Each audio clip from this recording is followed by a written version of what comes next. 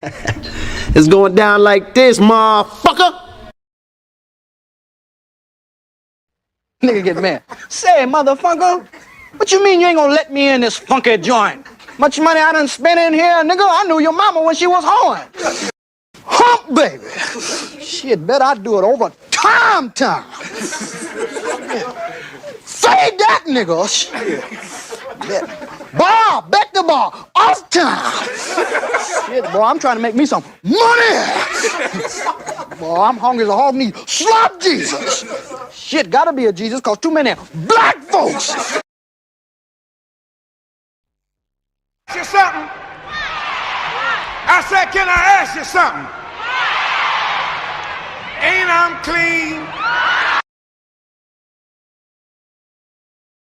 For what he has, he says that the only way that we can solve our problem is to unite. For what he has, he says that the only way that we can solve our problem is to unite. For what he has, he says that the only way that we can solve our problem is to unite together among ourselves, among our own kind, clean ourselves up, rid ourselves of the evils that we've become addicted to here in this society, and try and Yes, he destroy black boys. If you destroy him as a boy, he'll never become a man. Yes, he destroy black boys. If you destroy him as a boy, he'll never become a man. Yes, he destroy black boys. If you destroy him as a boy, he'll never become a man. This ain't loud enough. I'm still trying. Loud enough. This ain't loud enough. I'm still trying. This ain't loud enough. I'm still trying. I just left a light in this bitch. I just left a light in this. I just left a light in this bitch. Move the fuck back. Back the fuck up. Move the fuck back. Fuck up. Move the fuck back. Back the fuck up. Fuck up. Move the fuck back. Joe V. He looked down, seen his feet. The nigga went berserk. Killed the monkey. Threw the bat out the window. Start kicking that bitch in the air. Say anyway, but I will. The way quantum entanglement works is that you can take two particles, quantum entangle them, and then take those two particles and move them at any distance in the cosmos. And let's just say, for example, if you quantum entangle two electrons and you have them spinning in the same direction, and then you take one of those electrons and you shoot that thing out 100,000 light years from the original. If you then rotate the spin on the one electron, if you modify it so that its spin changes, the quantum entangled electron at any distance will simultaneously in no time switch its rotation also, because they're quantum entangled. So these communication systems are taking advantage of this aspect of quantum mechanics that most people can't wrap their heads around, and this is what they're utilizing. It's just the new level of science that affords us the ability to communicate at any distance instantaneously. Can you? Group of you together, you never can tell who's who. Group of you together, you never can tell who's who. Group of you together, you never can tell who's who. I've seen a lot of black guys, Nipsey, but you're overdoing it. You don't understand. You don't understand. You don't understand.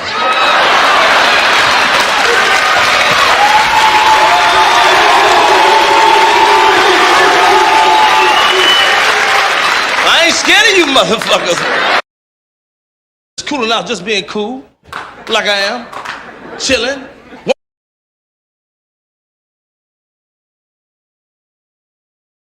You're a philosopher? Yes. You're a philosopher? Yes. You're a philosopher? Yes. You're a philosopher? Yes. You're a philosopher? Yes. I think very deeply. I think very deeply.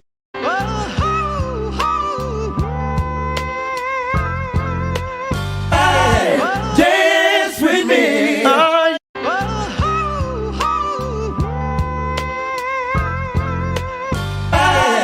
Dance with me.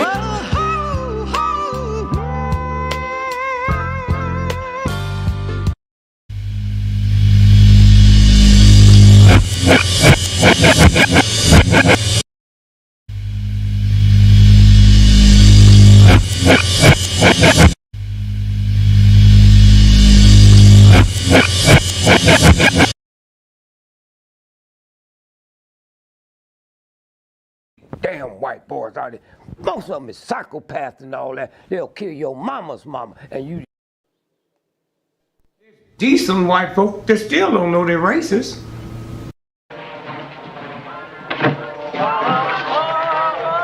What the hell you want here, hunky? I don't mean to be out of line. I mean to be rude. I don't mean to be out of line. I mean to be rude. I don't mean to be out of line.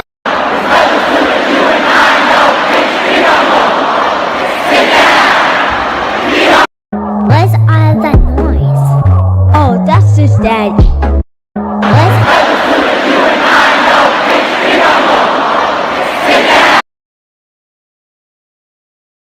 Your lines are still open. Oh shit, you can get it, nigga. You wanna get it? Used to snort cocaine, now I fiend for the check. Doing the styles on them like it's common sense. Doing the styles on them like it's common sense.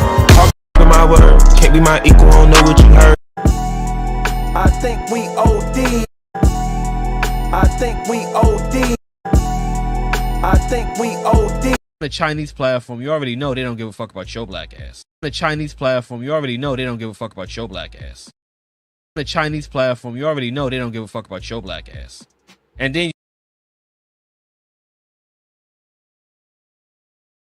Heavy, I'm a walking dead man, is what they call me when I come. Heavy, I'm a walking dead man, is what they call me when I come. Heavy, I'm a walking dead man, is what they call me when I come. Heavy, I'm a walking dead man, is what they call me when I come. I hit the loot juice, it pulls up in the dude. I guess you go to the history of European civilizations. 250 years is how long they last before they implode, because of their greed, because of their violence, because of an inability to let others be, including themselves. If they didn't have brown and black people to hate, they would hate themselves.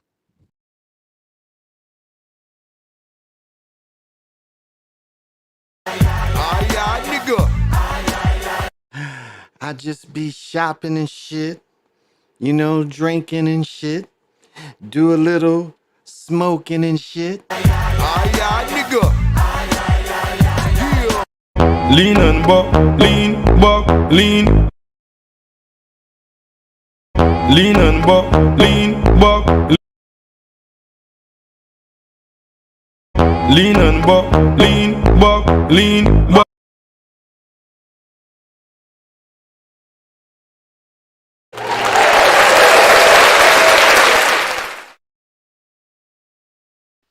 My bitches.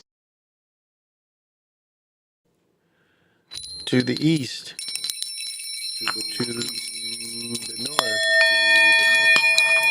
to the west, to the south, above, below, and the middle.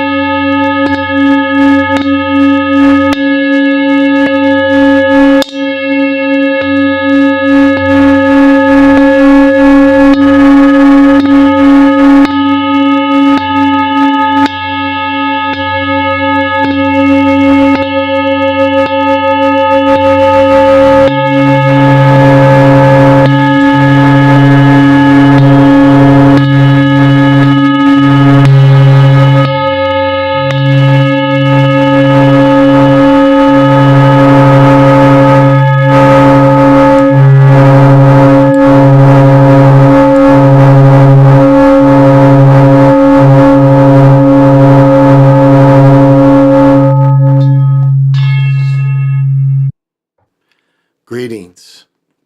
This is Big Pontiac. and welcome to the Chocolate Mountain Show. I am the holder of the infinite sacred ball game that was created by the Hero Twins, and I am that one and only galactic daddy-o welcoming each and every one of you to my galactic patio that reaches from Minnesota to the universe. Well, there is a beer of the night, but right now the beer is in the fridge, so when I have a break, you can break the beer with me, but I'm smoking too. And so, well, I just hit a big bong. So, pop them if you got them. Smoke them if you want them. Be smoking the whole time that I am prophesizing. How is everybody tonight? How is everybody tonight? I hope everybody is enjoying themselves. You know, instead of tomorrow being your last day off, you got another extra day off, so you should be enjoying it. Those of you that still have to struggle, and well, not even struggle, but whatever your thing is, because ain't every work struggling. Every work is just whatever way you figure out how to make it. That's all it is. And so I just hope y'all are enjoying that. You know, you can see I am enjoying it. Haven't played pickleball since last Wednesday. Right? Thursday, Friday. Yeah. I'm debating if I want to get up and go play tomorrow. Maybe, maybe not.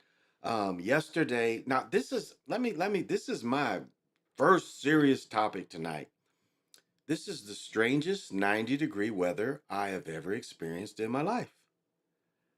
I cannot explain where 90 degrees wasn't hot, wasn't sticky, humid. Now, okay, let's start from Friday. Friday, my brother-in-law had the pool halfway, and they got like the hard, like if his pool, he's got the hard cover. We can walk on. All of us could go out there and walk on the cover. It ain't gonna do nothing to it. I mean, it ain't no little. This is literally a hard cover over his pool. There she goes. Oh, and she even popped the top. See, you can make my people mad. My people like when I pop the top, but thank you anyway. What happened to the glass? I know I didn't ask for a glass, but thank you. Thank you. She brought it. And so yesterday, with half the pool being covered, now hear me out. It's 90 outside, 90 degrees outside, but cloudy, no high humidity, and the water was freezing.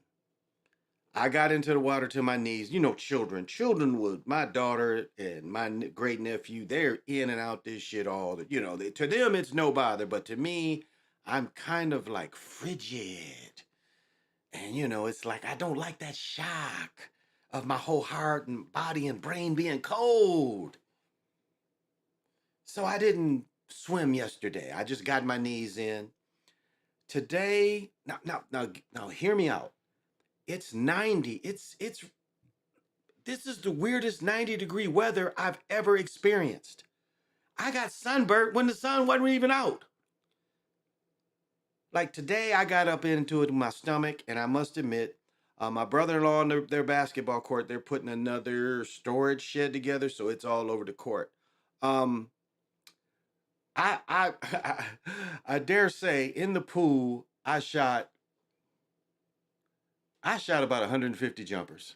So that's what I did in the pool the whole time. And that's nothing but upper body. One time I hit like 9, 10 in a row, but I could never beat it. But that's why I didn't swim, because I just couldn't feel that, that rush of cold that you got to feel for the microsecond. Like I could take it from my legs, but my body couldn't take it. So, I just shot jumpers. I didn't get much swimming in and drank good quality. And, I can't let you guys down. I am drinking Elliot Ness, so pop them if you got them. And smoke them if you want them. I drank the other one about an hour ago. So, the children swam. My daughter swam for almost 4.5 hours, mostly diving. I'm teaching her how to spring off the diving board, because she knows how to stream in dive, just dive from the side, but I'm kind of teaching her how to get some bounce. And so she spent the day diving, like literally 4 hours almost diving, like just jumping up, diving, because it's just them two in a 20-foot pool, and she's in the deep end. And my great nephew, I'm so proud, he can swim now. I'm so proud of him. Now, he doesn't have the confidence really to let go in the deep because I was giving, and this is how you teach. Let me show you how you teach because I've watched him. He hasn't really learned to tread water, but he's learned how to swim from one side or the other. He can do it above water or he can splash on top, and he kind of knows how to do the crawl. Now, I was just telling him, I was like, now this is what I said, if you go in the deep end, this is what you got to do. And I said, you can never panic. So that's one thing with water, never panic. Always keep thinking. I said, because if you hold your breath, you're going to start going up. And I say, once you start going up, swim toward the wall. I say, right now, you know how to swim towards the wall. Now, he doesn't have the confidence, again, to jump off, and he doesn't really have the skill yet to tread water. But the skill of if he jumped off, hold his breath, and to swim back to the wall, he does have that, but he doesn't have the confidence to do it. But I had to make him see it to try to tell him how to do it. And he's taught, he's pretty much taught himself how to swim. And once he treads water, by next summer, I'm sure he'll swim. And he shoots. Now, I'm telling you, I shot 100 and some jumpers, of 200 at least. I mean, I shot jumpers for, I must have, because I stayed in the water. I'm just trying to think. When I started, I started timing, but I know I was like in 20 minutes, I probably shot 80 shots. Like in 20 minutes, I shot 80 shots easy. And so I easily shot balls for two hours. Didn't even think about it. But it was like, it's still a nice little upper body. Still a nice little upper body jump, workout. Just shooting. People don't realize how much upper body this is. So, and one of the balls is more leather, so it's more waterlogged, but it's better to float on. And the other one's lighter. So, my nephew, my great nephew, likes the interaction. He, his father had passed this past January. And, it's just, it's good for him to see men like me and like my brother-in-law. So we understand. He'll throw it to me all day. He likes that interaction with a man. If I shoot, he'll throw it to me all day. So he just likes that interaction. And I like being a positive model to him. That's all. And so, but I know everybody wants to talk about Deion. Deion's team, I watched the whole game, and Deion's team, look good on offense. This is against TCU, and remember, everybody knew TCU was going to get blown out. Michigan would have beat TCU last year, but everybody knew that TCU was weak and wasn't strong. They won this week. I'll say they'll be able to score on people, but I think the problem they're going to run into is people going to score on them because they're not going to match up. They're not going to match up against Nebraska. They play Nebraska next week. Now, yeah, on defense, like they even pointed out, even the announcers pointed out that they was weak in the middle. And you look at them players, and think about this next week. They got to go against Big Ten linemen next week. And did y'all see their linemen? Maybe I can find some pictures of them. And I just show you some pictures of their linemen. Let's see. Just pictures of their linemen. Yeah, here we go. And I just want to give you a look at the pictures of their linemen. I'll show a little highlights. Colorado won the toss. Okay. I just want to show okay. All right. This is their offense. I just want you to look at their offensive linemen. Now, they didn't do a bad job of recruiting here, but again, these aren't Big Ten linemen. This is not bad. I mean, he's bigger than what they were in Jackson State across, you see? Now, where they're going to be teams is speed. Speed is where they've got the guys on the outside. They've got the guys on the outside. Did you realize that all four of his receivers did 100 yards? It was like something like this hasn't been done with all four of his receivers, but that's their offensive line. So let me find their defensive line. All right. Here's their defensive line. All right. They do not match up against Nebraska or any Big Ten line. Look at these dudes. What is he? Just guessing. This dude ain't 300 pounds. This dude ain't 300 pounds. This dude ain't 300 pounds. He's not 300 pounds. They're not overly big, but none of these guys really match up with Nebraska's line. And this is where they're going to be hurt. Nebraska's going to be able to run the ball on them all day because they're not very big here. Even these cats ain't very big. Speed, yes, but again, they gave up what today? They gave up what, 5-6 scores? But they're weak in here. They don't match up. And can they outscore? Can they outscore Nebraska? Perhaps. But look how small they are in here. Now again, they make up for it out here. They make up for it with athleticism in the safeties. But again, you don't want these cats making all the tackles. You want them to be able to match up out here. And if they're making plays in here, that's going to make these cats open. But I'm just saying, this is the difference. And even really, look at really how, let me see if I can get this going. Okay, even here, they're bigger guys. Like even here, look at this, bigger guys. They're all facing bigger guys. Do you see this engagement? They're facing bigger guys. So we'll see next week. But on offense, they'll be tight. Offense, they'll definitely be okay on offense. I was impressed with his play calling. I was very impressed with his play calling, especially the first touchdown. The first touchdown was a great call. Great call. So we'll see. We'll see how they do. How Minnesota beat them was with speed. But again, B. Brown, what is happening?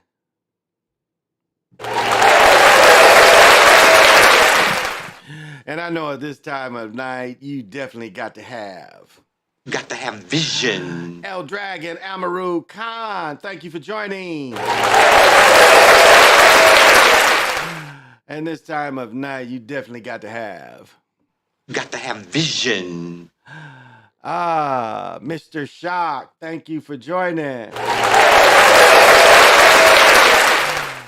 And you definitely got to have vision. Jamar 3224, hot.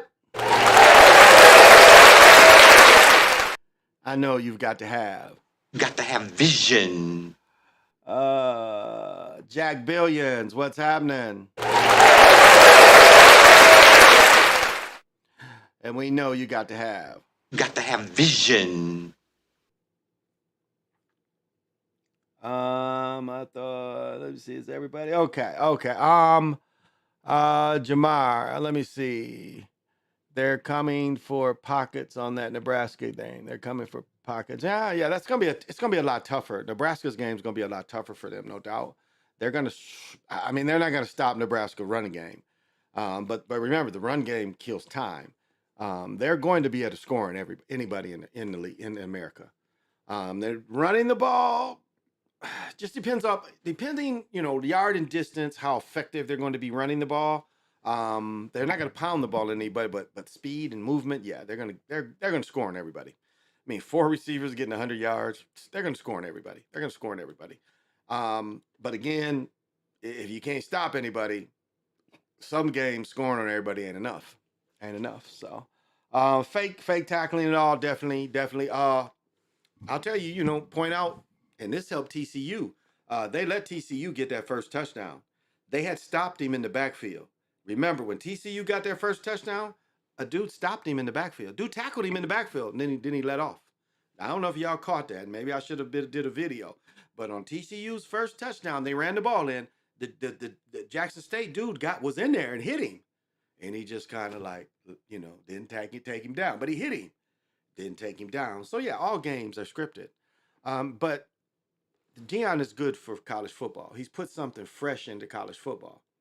And this is for the Gipper up in Pennsylvania. You may not like this or not, but Deion is going to do something that new coaches are going to continue to do, is get rid of everybody and bring your own people in. That's what they're going to do, and that's what Deion did. Deion only kept 3 people. I'm sorry, I cannot straighten my hand any better than that. I really can't do the 3. I can do it in this finger, but I can't. This one don't want to stay up there. But so that we're going to see that more and more, where coaches get rid of everybody. He kept three returning people, got rid of it, and he says they quit, but however they got rid of everybody. Put your own guys in there. That is going to stay in college football. And I think right on. Right on. Why? If you didn't, it's really not totally fair for you when the coach didn't recruit you. You haven't really established a relationship. And like it or not, coaches already have ideas of position and their idea of people. I mean, that's just, when they look at their offense and what works in their offense and their system, they already got people in mind, and not even knowing the names of people, but they've already got the type of players they want to bring in, especially a dude like Dion. He already has in his mind the type of guy he wants to bring in.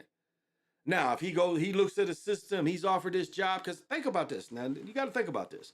When you're offered jobs, you get a chance to go through all the films to evaluate the personnel. Do you get that you have to do that? It's not like you just go in the job and it's like, well, okay, how'd you do last year? No, you're going to look at the personnel you have and evaluate, do you want to take this job, or now you can get rid of all of them.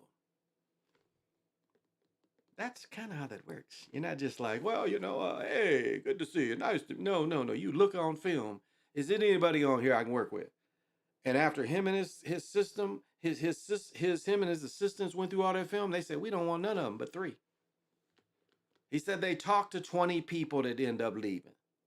He said they talked to 20 people and 20 people left. But he said that was it. He said they quit too. The 20 people they kind of approached and said you might fit, he said they didn't stay. So I think it's here to stay. I think Dion knew he was going to win before it started, like he knew the script was for them to win. I think that I would tend to agree. Like what we do, Lobo and myself, what we do is we look at before the game, and they was mighty loose. They was mighty loose before the game. Now, did anybody else catch that? They were loose before the game. This is his first major college game, Division I, and they were mighty loose. All of them was mighty loose. Wasn't really any bad calls. It was a bad call against Jackson State early, and I don't remember what it was. In the first quarter, it was a bad call, but it didn't really lead to a score. And we saw a lack of discipline. When that dude returned the kickoff 80 yards, that's a lack of discipline right there. That's them thinking we got it, and everybody relaxed. And that's from the kickoff coach, the kickoff coach, and all of them. That came from the coach. That's something I saw. I was like, okay, that came from your coach. Your coach didn't tell them, look, we gotta everybody stay in their lanes. We need to really stop on this one. The coach, I looked at that as coaching. When he returned that kickoff long, I was like, okay, see, the coach is lax because they scored 2. The coach lacked. And he to emphasize we need to stay in our lanes, make this tackle. Because they had a kickoff going to our left. So I blame Dion for that. I blame his coaching staff. Dave, gotta match the narrative with the gambler. TCU was a 20-point favorite. Yeah, they didn't cover. They definitely didn't cover because they was in national championship. So it was a setup game. It was definitely a setup game. 20-point favorite. Wow. I wonder what the over and under was. What was the over and under? Wow. What was the over and under on that? Colorado is going to be a huge liability the entire year. No, I disagree. Vegas is part of him. No, I disagree. Nebraska, I don't really see them beating Nebraska unless they can outscore them. Nebraska's going to be able to run the ball on them. And again, running the ball wears out your defense, but it wears out time too. So we'll see how they manage it. If Nebraska gets big runs, then, forget it. But if they can stop Nebraska and make Nebraska do long drives. Now, that quarterback was pretty nice for Nebraska. He was pretty nice. I think he's a freshman, though, or redshirt. He was pretty nice. If y'all remember, he's running quarterback, strong arm, through 2 interceptions, though. And so we'll see. I think running the ball is going to be a key to them. I think they're going to be able to move. And then, as I showed you the line, they just don't really match up. They don't match up for that. But he'll get guys. He'll get guys eventually. But right now he just couldn't get. But again, you got to get guys. Like right now, their system is play action, and offensively, that's what he got. He has the nice personnel on his offensive side. I'll give that to him. Quarterback, we already knew. It's you go through so much training that it's not hard to get 7-on-7. As I talked about the freshman of the Minnesota game, calling that check because, again, film study and everything. His son did a good job of again, having 4 receivers getting 100 yards. I mean, he was moving the ball. And they were getting nice open pockets. He didn't really force it a lot. He was kind of patient, and that's what I liked. When he had to move, he moved. He wasn't, wasn't stiff. He could get away from trouble. I was impressed. I was really impressed. I must say I was impressed. So, Shaving Hard in the Minnesota game, he threw a pick on the 1-yard line. They were on the 1? Which dude, in the Minnesota game? Or in the in the game today?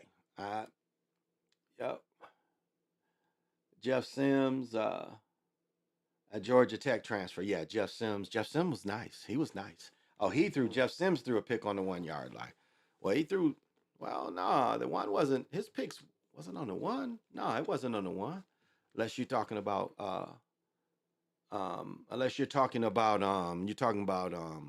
Deion Sanders' son, that he threw a pick on the 1. Because Sims, the quarterback from, what was his name? You said his name is, Nebraska quarterback was point shaving in the Minnesota game. Oh, okay, point shaving in the Minnesota game. The other thing that made me wonder is they didn't call pass interference, so that was real odd. It was that was odd in the Minnesota game. They didn't call pass interference. Oh, no. He threw now the Minnesota quarterback. He threw an interception on he was on the 10 or 11, and he threw an interception on the 4 or 5. If you remember that, the Minnesota quarterback, he threw an interception on the 4 or 5. But yeah, I mean, of course, they're all. I'll tell you something I just caught in the game I just saw. What was it? The Wyoming game going on right now. Wyoming, UCLA. Did y'all see? What was it? The safety. Man, the safety in the Wyoming game. He dropped the interception. They were towards the end zone too. He dropped the interception, and then this is what's odd because college coaches aren't supposed to have, college players are not supposed to have any communication in the helmets. And I've already said they've always all got earbuds, but he did clearly after he dropped that pass. He did like this. He started so he could hear. That's what they do when they want to hear in their helmets. So I think that's more proof that they all got kind of they all can hear communications.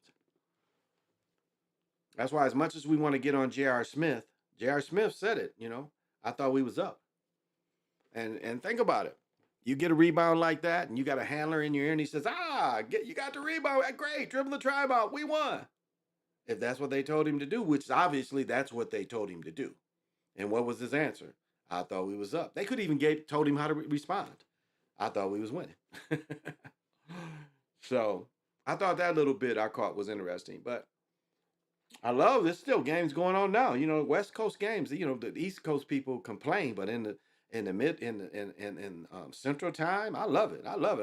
We didn't get home. We've been gone literally all day. We've been gone since 3 o'clock, maybe 2:30, and shoot, he came back and it's still because my brother-in-law, he likes MMA fighting. He likes all that stuff. He ain't into the games as much as I'm into the games. And as much as I like that kind of fighting, I like the games. I like the games.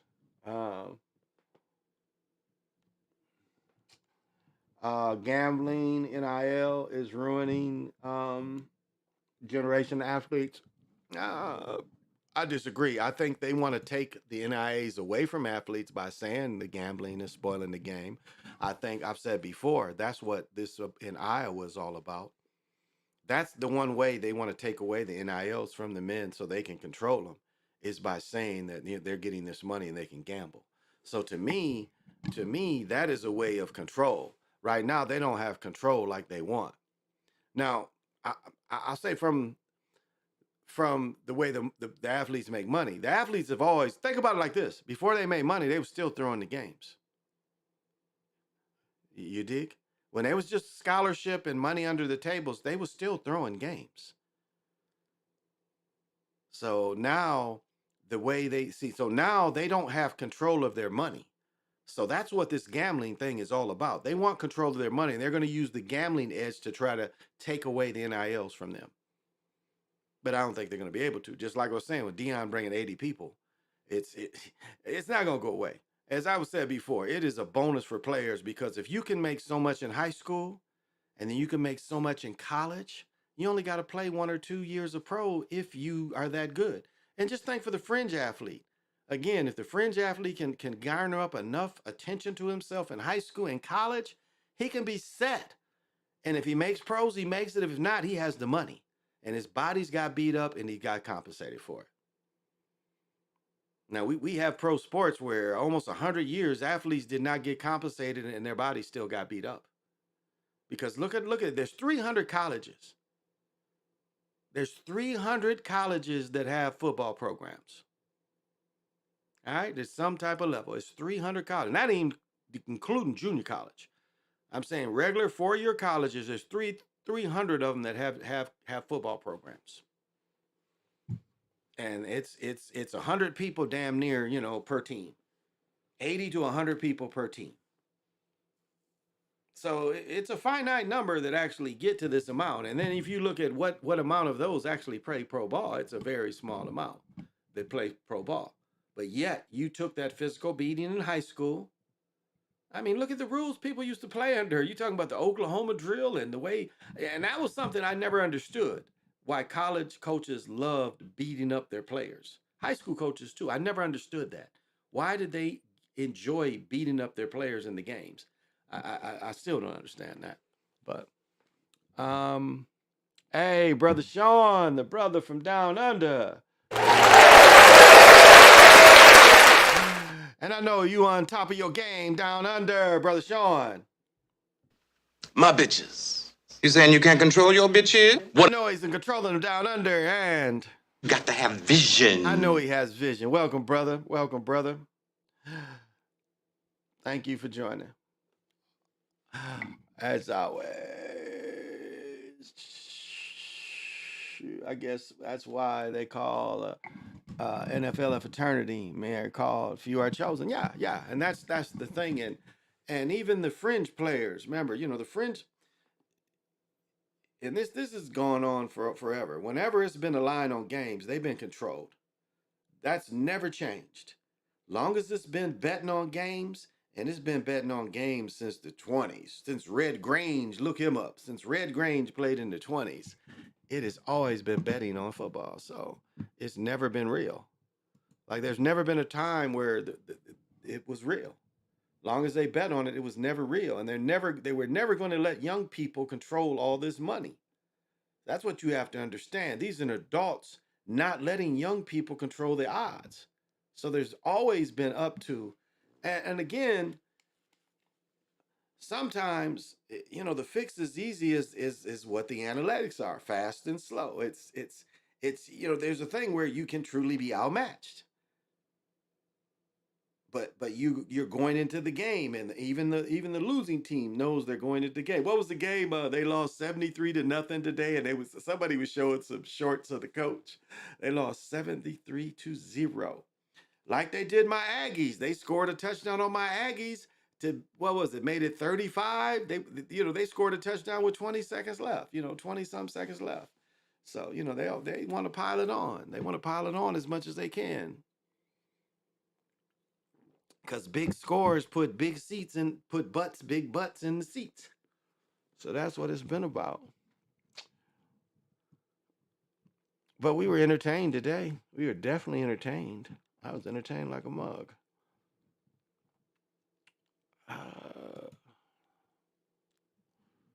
So And there was some fights tonight. We watched shit. I watched this one nigga choke the shit out this nigga. He got behind him and oh man, he choked the shit out of him. And dude had to tap out. He had to tap out, y'all. Tap out. Oh. But I hope y'all had a mild and fun time. Butch Jones, Tennessee, old sorry ass. Yeah. He coached Arkansas. Okay, yeah, 73. Yup, Butch Jones. That sure is who they was. Are they gatekeepers? That's a good question. Are coaches gatekeepers? Some are. Some are. Some absolutely are. And that goes into even high school. That goes into even high school because some coaches really they have such a God complex. They try to kill young talent. If the young talent does anything that they don't like, then coaches would literally try to crush you. Like I cussed out one coach and his friend coached at another school where we moved. I ain't had no words with this particular coach. But he took it against mine because I got in the other coach's ass, which was his friend. And that's how they'll do it. They would rather lose. They would rather lose. Like the year that my son played for this cat, they beat the team that won it all in the state. They beat the team. Refs was cheating, but they beat the team. And if my son would have played, it would have made that team so much better. But he would rather not win the championship and hold my son back. So yes, he was definitely gatekeeping. He was there are people that are put in young people's lives to stop young people's dreams. And it's like no matter what you do, no matter how good your parents are, and I can tell you a story of two other young boys that went almost identical. You know, it's story after story after story where it's like the high school people are the gatekeepers sometimes.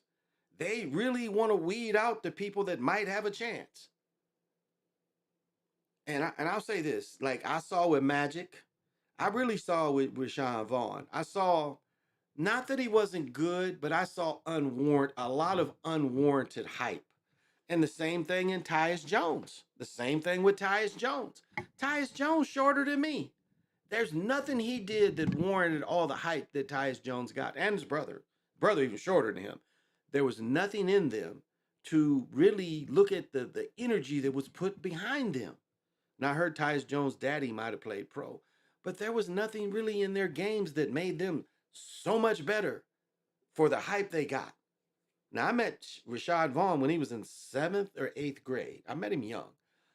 Was he good? Yes. But was he as good as he was pushed? Like was he that much better when he was in 9th grade? Not really. Not really.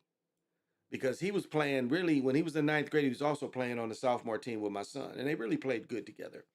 I do regret not letting my son play with Shadi. I do. I kind of looking back, it would have been nice to see them two play together.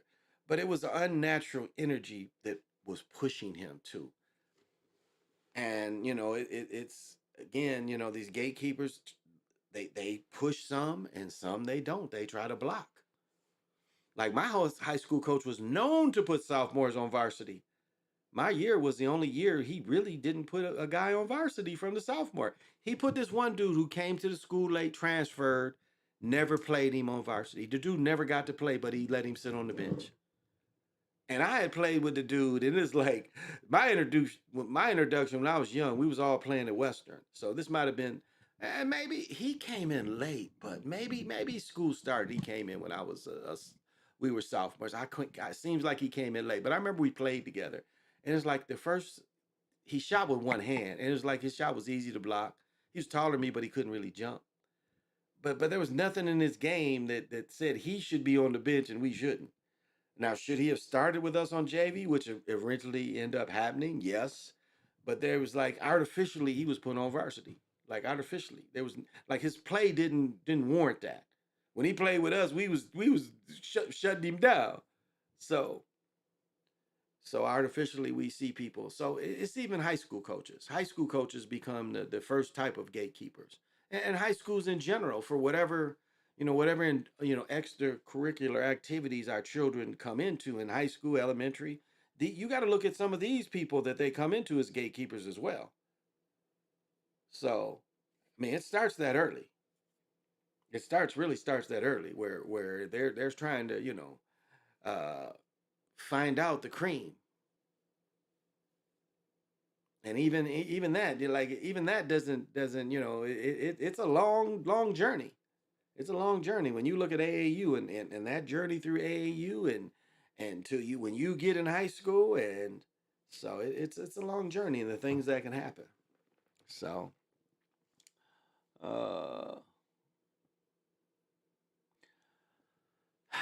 Michael Orr, wow. That story is so strange. And then the way they cheated him, I don't know. I think it was just really the true story was he had played and he had size. And they saw the potential if they could let him live with them for a few years, and they had connections, remember, to Ole Miss, University of Mississippi. And then, they got him to sign over, his rights to him. They got him to sign over guardianship. So they saw him coming where he didn't have anything, he signed that guardianship over to them without any knowledge or any attorneys. And so I don't know. I just think it was people that saw his size and potential and were able to cash in on it. Again, the story isn't quite what the book story isn't quite what the story is of the movie. The movie is a little more made him look a little poorer than what he really was. But it's the whole story was pretty much known then, and none of them. Well, he didn't spoil then that he got cheated. He waited a few years after he got cheated. So I don't know. He was let through, sort of, kinda. I mean, a lot of us get through it, but there's a lot of energies that it's like I hate to say this, but I know my ancestors stopped me some ways from opportunities. I think just protecting me.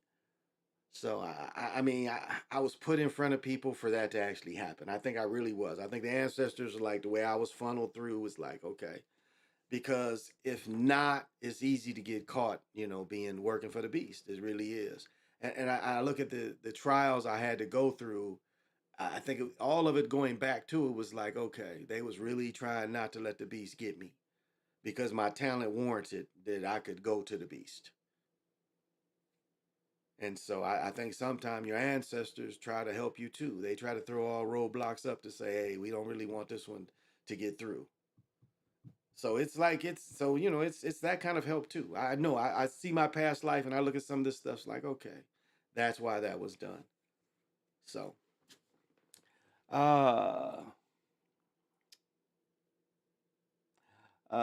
here's the fixed interception in the Nebraska game was talking about. But yeah, I mean, many are let through, no doubt. Many are let through, and they like I talk about Rashawn Vaughn, they let you through to break you down. You get drafted number 14, number 15. I think he was right out the lottery. Him and Ty Jones was both drafted out the lottery. I think he was 15 when he went to the Bucks. Ty was 32. Well, however, NBA teams. And so, it's amazing that Rashad, size-wise, he's 6'6". Ty Jones, 6 foot. Rashad is a two guard. He's out the league. And did y'all catch that? You see how all that? Did y'all see the move that Giannis forced Milwaukee to do? They got his sorry other brother. So now 2 of his brothers is taking up spots. They wasn't even starring in the G League. And all of them got championship rings. And that's what he did. He was pitching a bitch about not staying with them, and they signed his brother. That's all that power move he did. He wanted his other brother there. And that's the most ridiculous thing in the league, that those 2 dudes is taking up spots of real guys that can play. They gave his brother an extension that don't never play. Now you make that make sense. They gave his brother an extension. He's that good a practice player? Is that what it is? He's that good a practice player that he really needs to be there. Come on. And you bring this other bum that, remember, he didn't, what he was in the bubble, right? He was hurt in the bubble. He was on the bubble team or some way, got a ring, right? So, man, it just shows you it's some bullshit. What links? Oh, what link? Yeah, I showed it. I showed all them plays. I showed all them plays from the games. I showed them all. I know how they was fixing it. I showed it. I went through that game the other night about the Nebraska game, so I showed all that. Like I said, a pass interference call would have made it a lot closer. Lot closer. They talk about, I'll say this about the heat. They talk about the heat. It ain't no heat, guys. I'm telling you, it's the weirdest 90-degree weather I've ever been around. It is not hot. It is not humid. Now, the pool wasn't really warm. It's 90, 2 days of 90, and the pool water ain't warm. Today was better than yesterday, but this is the oddest 90-degree weather I've ever been around in my life. It wasn't miserable. Again, it was mostly overcast. And like, when it feels like, it didn't, it felt like 80s. Like, for me to get sunburned, I don't even know how I got sunburned. It wasn't really a lot of sun. But I noticed my shoulders, my back, because I wouldn't get in the water. So this is the weirdest 90-degree weather I've ever been in my life. I mean, when you were seeing it, it was saying, well, 90, but it feels like 98. No, it was 90, but it felt like 84, 83, 82. And I tell you, this was kind of interesting too. When you're around the pool, it did not feel warm at all. When you were sitting near the water, like even in the beach chairs around the pool, it did not feel warm at all. When you went on to the deck, it felt warm. You felt humid. I thought that was very odd. It was odd. When you was around the water, it felt cool. I mean, really, it felt like in the 70s around the water, just sitting there wet. But when you went up on the deck and you sat there, and you're just like, wow. So. Oh, my main man in $1 million grand, Lorenzo, down in the SIP. And I know he has to got to have vision. If you said they was gonna cover that 20, yeah, they did. They didn't more. I wonder what the over and under was, but yeah, they definitely didn't cover. I really wonder what the over and under was. So I don't know. I saw that Minnesota touchdown catch against Nebraska. Yeah, he dragged his foot for that touchdown. I mean, that was a great touchdown. I'm not saying it wasn't fixed, but it was definitely fixed. But that was a great catch and a great drag the toe, because when he caught the ball, when he took that next step, his other foot was out of bounds. And to still, be able to boom that other foot, and you work on that. I lost the touchdown not doing that. It's like I thought when I caught it, I thought I was in bounds enough, and my momentum made me, instead of dragging my feet, my momentum took me out. So I lost the touchdown like that. And he threw it. He could have threw it to me sooner too. That was the other thing. He definitely could have threw it to me sooner.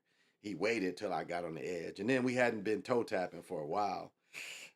Yeah, and we had worked on it, but just didn't think to do it. But it was, yeah. But the pass interference call, that was definitely a fixed call. That would have put them down there sooner. When he threw the touchdown, when he threw the interception in the first half, they was about to score it then. If you remember, when the Minnesota quarterback threw a touchdown in the first half, they was about to score. So yeah.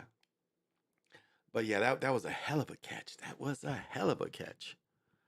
It's right here. Let's see. It's probably right here.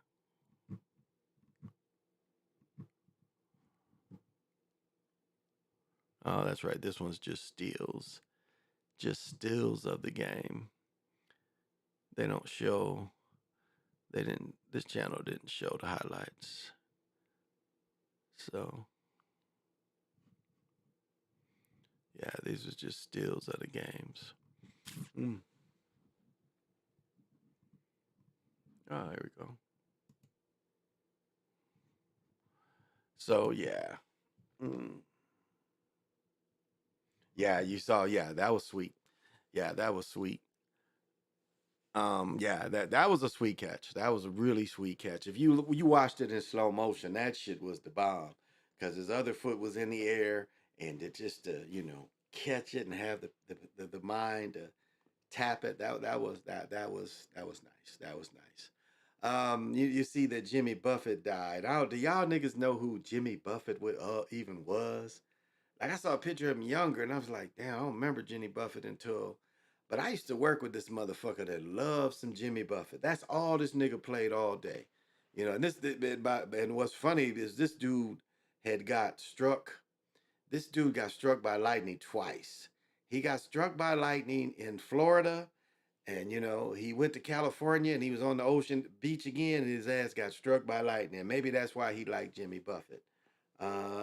Jimmy Buffett's restaurant. He used to have a restaurant, Margaritaville. It used to be one up here. I don't think it's one up here anymore. So I don't even like his songs. Like I was like, wow, like like when the music is like not popular but not country. Like I don't even know how you would even categorize Jimmy Buffett's music. Like bad. I guess that's the only category you could get. It's like just bad music you really would never ever want to hear, and if you never heard it, you didn't miss nothing. Like song after song, it's like the same, weirdo singing, but hey, for those of you that love that shit, well, that's on you. Motherfucking Jimmy Buffett, that shit is funny. I noticed in the play calling that that is how they fix the games the easiest. They're running up the middle of 2nd and 10. The opening drive from Colorado had the lower they were 73 yards. 73 is the 21st prime number. Get it prime. That's good work there. Knows as beach bum music. Yeah, beach bum music. Yeah, okay. Help me, Rhonda. But yeah, that's very good, Lorenzo. That is very good. You're right. I agree. I agree.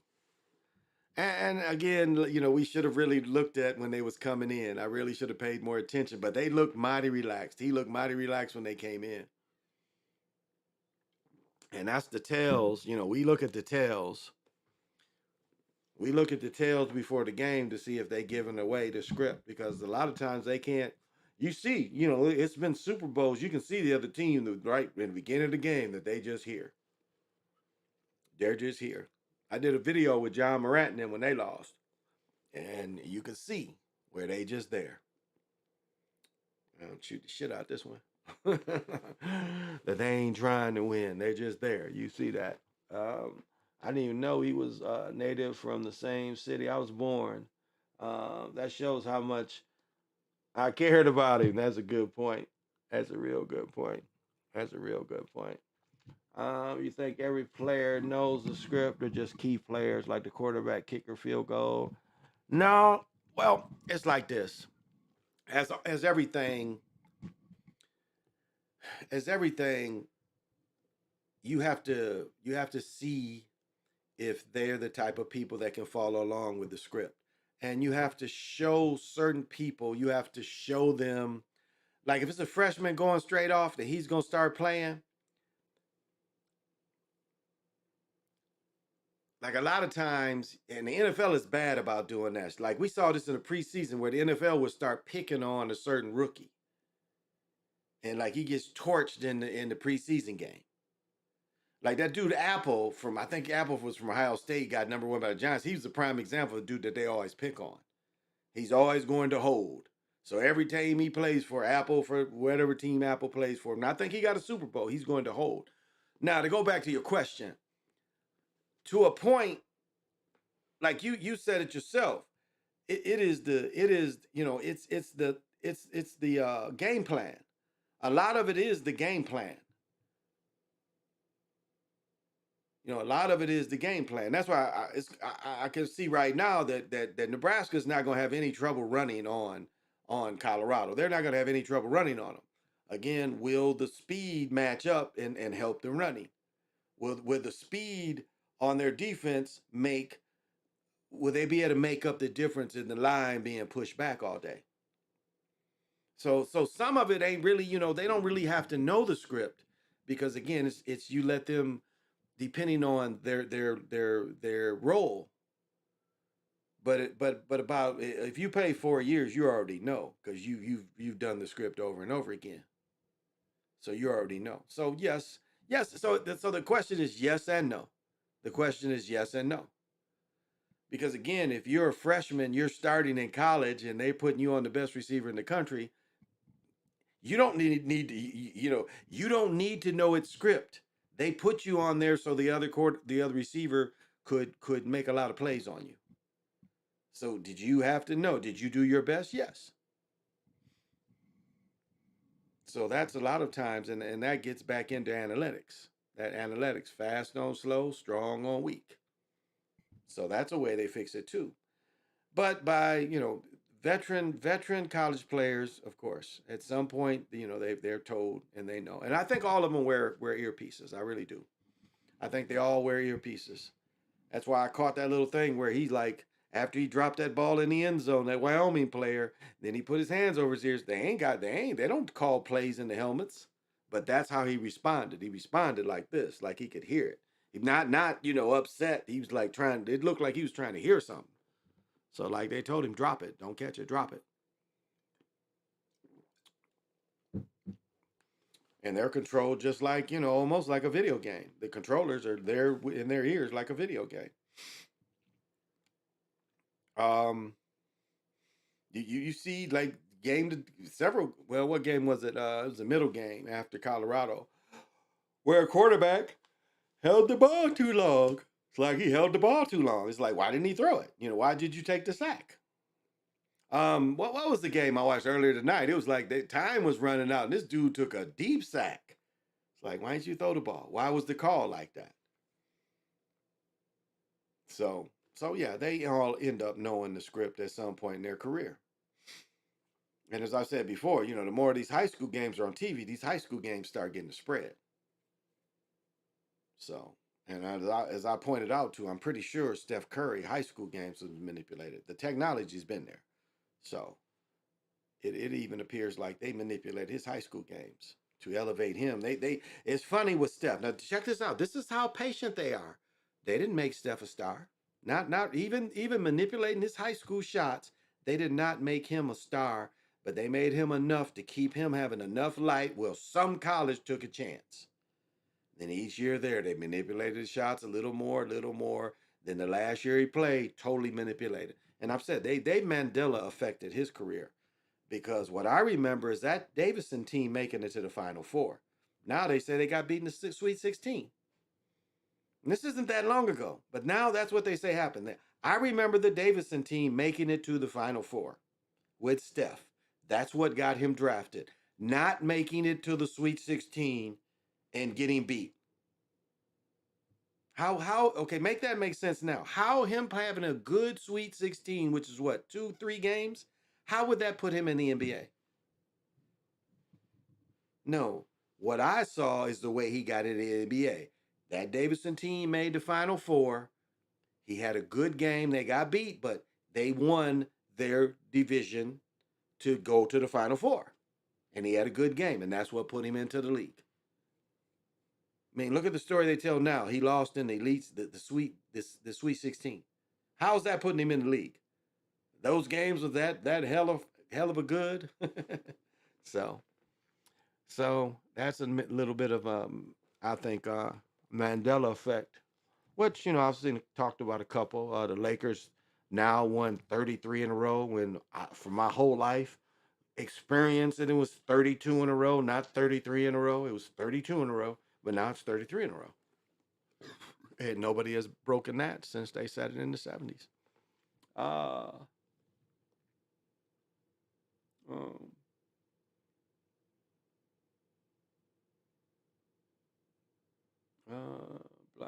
Brian Flores fired with a winning record. Brian Flores was fired with a winning record. Wow. and they hired that corny dude who never played a down before, humiliation ritual. Flores was trying to expose the NFL. Well, I don't know. He didn't get in that point trying to expose him. I just think, I don't know. I think it's just all part of the script to try to say that the NFL is racist. And you know, it's America's racist, all that shit. I think that was just part of the NFL script as well. You know, he still got another job, didn't he? Didn't he still get another job? So he's still part of this thing. And if he takes a little bit of it, he's playing his role. If he's taking a little bit of it from him, he's playing his role. So keep that in mind with them. They'll play different roles, but they still get paid by the beast, so they work for the beast. Looks like they arrested this motherfucker that escaped. Damn, how does it do that? I don't know. Let me see. He was saying about how the owner was trying to make them throw games. True, working with the Patriots, I think. Yeah, he's working with the Patriots. Yeah, he got another job. But others have said that. I mean, think about Mark Cuban. When Mark Cuban lost to Dwayne Wade and Shaq. What did Mark Cuban say? He was like, wait a minute, we up 3-1, and all of a sudden Dwayne Wade's going to the line 25. One game he went to the line 30 sometimes. So how was them games? You know, Mark Cuban was even saying that it was fixed. He was a new owner. But he settled down, and they gave him a championship. I doubt he'll ever get another one. But he settled down. He said, okay, you got me on that one. Give me another one. And, you know, they wanted to embarrass LeBron. LeBron went through a bunch of rituals, too, of him losing. Same thing with J.R. Smith not shooting that ball when they could have won. And it turned the tide in the game. So they gave Cuban one that he never deserved. And that, you know, LeBron played it, you know, that we should break that one down. Look that one up and start breaking that one down. And you can see LeBron through that one. That was like the worst he played ever. And you could see the way LeBron, like the way they had LeBron throw games is like to make you think he's panicking. They always made you think like he's panicking, overthinking. And he's a good actor. LeBron is a great actor. He would play those parts perfect because you made him believe like, oh, he's just really too anxious and he wants it so bad. Same way when Kobe lost to the Celtics and Shaq lost to the Celtics. When Kobe and Shaq lost to the Pistons, that wasn't believable. That was not believable at all. No, just not believable. Not believable. Like I told the story before. I was in the radio coming from reffing a game, a couple games probably. And I was listening to it on the radio in the car. And I'm like, how are they losing to this team? That team did not match up to them. Not at all. Like it wasn't like Tim Duncan was killing them. Ben Wallace wasn't killing nobody. So think about that Piston team. They was handcuffed on offense because they had Ben Wallace who couldn't score. So you only had 4 people you had to worry about that would score the ball. How you losing to a team with Shaq and Kobe and the team only got 4 scorers? Ben Wallace didn't never score. So how did they lose to a team when they're playing, they have 5 scorers, right? The Lakers had 5 dudes that could score playing against a team that only had 4 that could score. I don't care what they try to say now. That breaks that series down right there. Those 4 Pistons could not score. Prince was one of the 4. Prince was one of the 4. We keep that in mind. Prince was one of the 4. So how did they beat Shaq and Kobe? So you see how long it's been going on. I was reading some bullshit. Kobe said that was one he really hated losing. Now, I bet they told you he had to lose. And that was, you know why they got that? And that goes into all of it's fixed. They got that championship because they didn't draft Carmelo. The Pistons were given a championship because they didn't draft Carmelo. That's what they offered the Pistons. They say, well, if you get Carmelo, you won't get a championship. You take this whatever his name was, that they called it, when you was blowing the team out. This dude that never should have been the number 2 draft pick. This dude who never should have been picked before Carmelo. There was nothing in that guy's background other than him being 7 foot. Mikulek, whatever his name was. But that was the way Detroit had to make the decision. Do we want Carmelo and a great player and not win a championship? Or are we going to push the foreigners, the Eastern Bloc people coming to America playing agenda? And that's what the Pistons did. And the Pistons was given the championship for making that decision. Look at them afterwards. Look at them afterwards. I mean, when LeBron went by him in the Eastern Conference Final, they let LeBron destroy him. LeBron showed you what that team was. Just like Dallas didn't even make the playoffs the next year? They let you see if they fixed it less how these teams would end up. So we're not surprised by anything they do. I got a shot on my account showing the patent for magnetic rims by Wilson. Wow, I gotta look that one up. Patent is the patent by Wilson. Proving magnetic rims. Look it up. Wow. I'll write that down.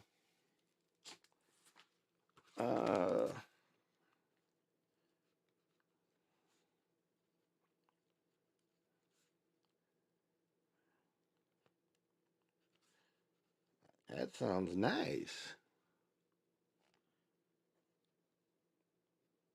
201. 401 950 21A1. All right. Anybody else that's interested in the magnetic rims? Look it up. But they've had the technology longer than I've been teaching. They've had it longer. I discovered when they first did it, and I'll release it when they first. I'll release it. I've got to find it again. But I figured out when they start the first time they was able to. I'll say this: the first 20 years of basket manipulation, well, easily the first 10 years they could only do one shot a game. It seemed like. The first 10 years of basket manipulation, it seemed like it was a one-time deal. It was just a one-time deal. They could only help one shot a game. I still think it wasn't until 1987 where they could do a whole game. The first time we see full basket manipulation is in 1987, Georgetown versus Villanova. And I always say this, I think his name is Chris Jensen or Scott Jensen, scored 20-some points, bench rider. But they shot 71% from the three from the field. 71% from the field with threes included. They shot 71%. And then we see the Michael Jordan shrug game is when we see him doing a full game in the NBA. Michael Jordan, again, wasn't known to be outside shot because it's just the way he shot the ball. So we that's clearly a game. And in my old channel, I showed that where that shrug game. I noticed that when they do documentaries, when they do that last one, they don't show some of them shots anymore because they don't want you to see that. You can see how hard they go in. It's a sound. I mean, manipulation used to be a sound. If you listen to the live sound of the game, you can hear the manipulated baskets. It's a boom, boom. And then there's a way, even a swish, the way the swish. And that goes back into Jerry West shot where the net reacts before the ball reacts. The net actually reacts before the ball reacts. So, we know what manipulation looks like. But I know what it looks like. I've been talking about it the longest. I've been studying it the longest. I know what it looks like. That's how I discovered the very first time they used it. Is because I know what it looks like. And I caught one was like, and then I was listening to them talk about it. I was like, oh, I caught it. Yeah, and I didn't record it back then. But I think it's still out there to find. I'm pretty sure it is. But when it happened, I was like, that's the first time right there. Because I've been thinking it was Don Nelson. Nah, it was before Don Nelson. They did Don Nelson's shot too, but that wasn't the first time they used it. They used it in the prior game. And I was lucky to catch it. So And so, but it's the 60s. It was still the 60s. It's been, technology since the 60s. And you got to think of guidance systems too. It's a mixture of magnetic rims, but you got to think of guidance systems too, missile guidance systems. There's a brother that put that out there a couple years ago too, and I agree with him. It's a type of missile guidance system. So it's a little bit of all. Again, we don't have real leather balls anymore. Remember that they've been, remember they was trying to get rid of leather balls, and first the players bugged back at it and said we don't like these balls, but now they've slowly put them back in. That was going to David Stern, and remember they've been putting computers in balls for a while. Remember you could buy the Kobe ball. At first the Kobe ball could pump up itself. Did y'all ever have a ball like that? The Kobe ball. Do y'all remember the Kobe ball that had a pump in it? Do y'all remember that? The Kobe ball that came with a pump. It had a little bitty pump, and you pumped the ball up like that. Well, later, the Kobe ball came out with a ball that it counted your dribbles. Remember that ball? The first ball Kobe came out with had a pump on it. The second ball, it would count your dribbles. So they've been, putting things in balls to manipulate them. And but do y'all remember the Kobe ball? Do y'all remember that? Because I think my son, who's 27, I think he was a little boy when I bought one of those Kobe balls for him. And the ball had its own pump. I forgot about that.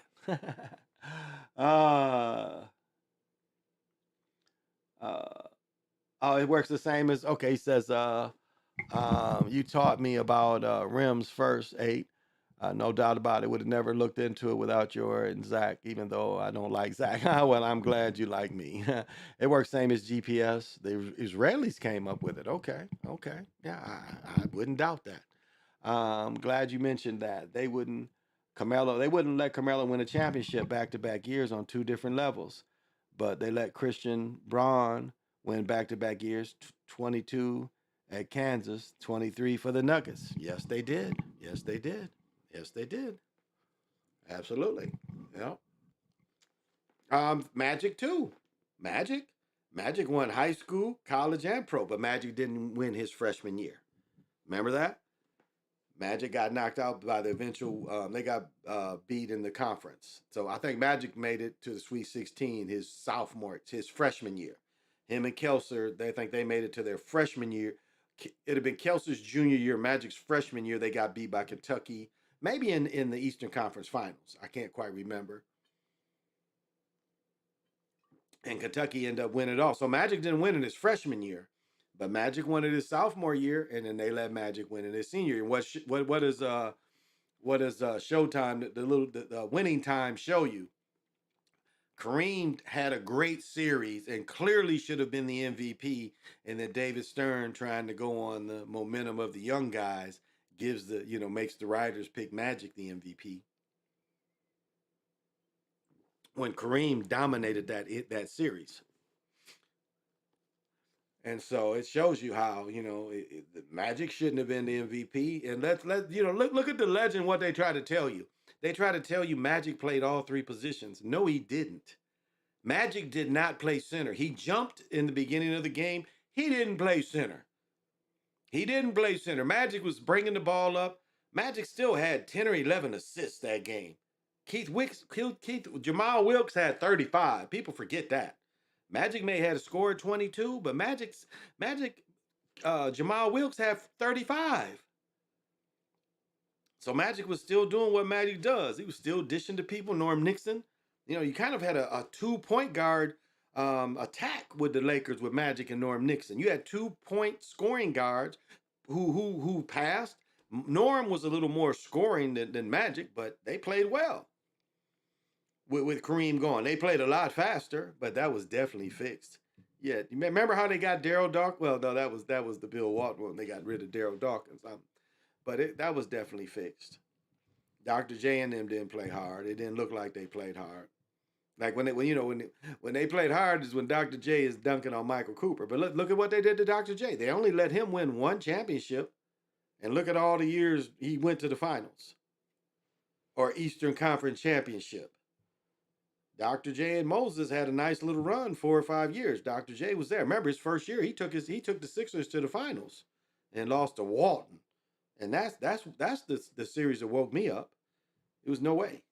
It was no way that team lost to Bill Walton. Now they want to tell you that they passed better. That's all bullshit. Nah. You saw a team take a step back and like, okay, we're going to play bad the rest of the game. Like I said, George McGinnis, if anybody, you want to do your own research on that Dr. J series, look at George McGinnis, who the year before was damn near number 2 in the MVP, averaging 27, 28 a game. The year they go to the finals, his first full season with Dr. J, his points went down, but it was still like 22, 24 points a game. And then you get in the finals, you averaging 7 or 8. And then you take the last shot. You averaging 7 or 8 in the finals, and you are the one that takes the last deciding shot, not Dr. J. So that's all you see easily. Just watch George McGinnis play. You see it's fixed. He didn't do nothing. Nothing. And poor Chris Collins, he got the bad rap in that brother thing in LA because the brother could outplay him and they gave him all that money because he was a European, Olympian. He had a bigger name, but he really couldn't hoop, and then he hurt his leg. People forget Collins hurt his leg, and he was never the same player after he hurt his leg. But at that championship, he played decent. He did play decent. But Bill Walton, come on, Bill Walton, look at Dr. J dunk on Bobby Gross. Look at Dr. J dunk on Bill Walton. I mean, you see how they wanted to push Bill Walton, and Bill Walton was physically beat up. Again, they wanted, they wanted Larry Bird. They wanted Larry Bird before Larry Bird got there. And there still ain't been another Larry Bird until what they've tried to make Joker the new Larry Bird, if you understand. But he ain't marketable. Hell, Larry Bird wasn't marketable. Larry Bird didn't want commercials and stuff. He wasn't marketable. He did a McDonald's commercial. No, Larry Bird nationally only did Converse commercials, nationally. He didn't want that shit. He's not marketable. Joker ain't marketable. Luka ain't marketable. Porzinga, he ain't marketable. What European player? Even Giannis. Giannis is getting a second-rate phone company, Pixel. Giannis gets Pixel commercials. Maybe now he signed with Nike, he'll get more Nike clothes commercial or something, but doubtful. These dudes ain't marketable. You'll watch their games. You might buy their jerseys, but that's it. They ain't selling. They ain't selling nothing else with these dudes. They bringing these dudes over and creating them, but they're not selling with them. They ain't making movies with these niggas. So that's something to check out. Yeah, it's not a lot going on in the world, y'all. Not a lot going on in the world, and I guess that's a good thing.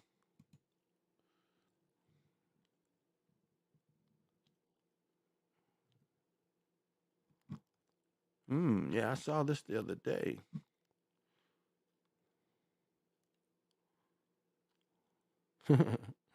Traffic woes at the Panama Canal. I think coaches and refs know the spread over and under of the game. That wouldn't shock me. We got to remember NFL. I don't know about the NBA, but it has revenue share outside of jerseys and ticket sales, meaning that if owners are eating no matter what outcome of the game, no doubt. That's how teams like the Browns can stick it for 4. Oh, well, look at Detroit. Detroit hasn't had a winning season since when they lost to the playoffs to the Cowboys. And that was over 10 years ago. So look at Detroit. Detroit's another prime example. It doesn't matter if they win or not. People still go to the games. People love Lions football. So it doesn't matter if they win or not. I mean, if you look at the NFL model, there's teams most of the teams aren't successful. Most teams aren't successful. You have a minority of teams that are successful, and it seems like it's the same teams over and over again. They'll make them suck for a couple years, but they get a couple players, they get the new quarterback, magically they win the Super Bowl. Matt Stafford ain't great anymore. He's not the reason why they won that Super Bowl. And now look at him. He's almost, he's pretty washed up. They might give him another season, but remember, he was hurt last season. Didn't really have a lot left. not for what they gave up.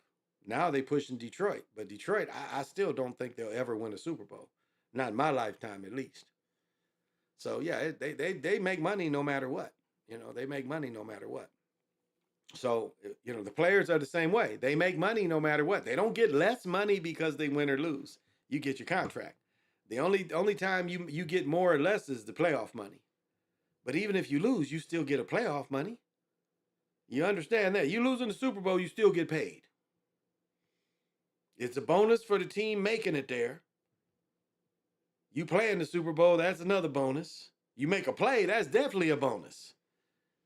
So you get paid regardless. It ain't like you played in the Super Bowl and lost and, well, we played that one for free and, that hurt that we lost because I didn't get that. No, you may not get as much as a winning share, but you still get a share. You still get paid for the game. So, and you get all that publicity of being in the game. That lasts a lifetime. Because people forget, if you lose a Super Bowl, you still get a ring. You still get a ring. You get a ring from being the AFC champion or the NFC champion. You still get that ring. You get the ring if you make all pro, you get a ring. If you play in the Pro Bowl, you get a ring. You play in the NBA All-Star game, you get a ring. So Barkley and all these dudes saying they never got rings ain't really true. That's not quite true. You play in the All-Star game, you get a ring. You're all NBA, you get a ring. So they get compensated.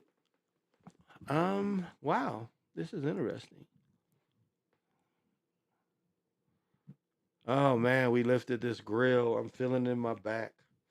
I lifted this grill with my brother-in-law. I'm trying to, and I'm feeling it. I am feeling it. This is interesting. U.S. stocks versus the world. U.S. stocks outshine global rivalries. I'm kind of interested in that.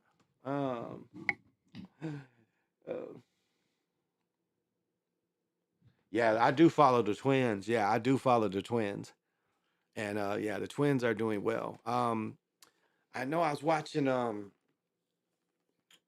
Kitchell.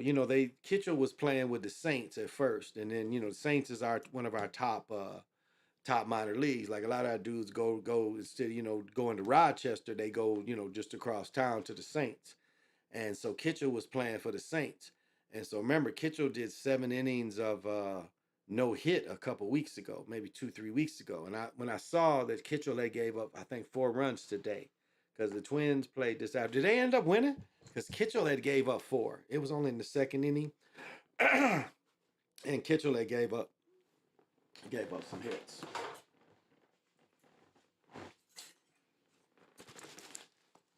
I was prepared.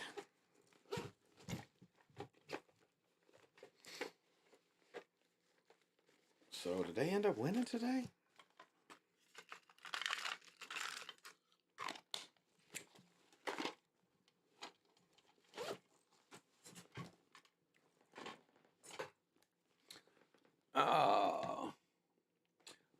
Let's see if the Twins won today.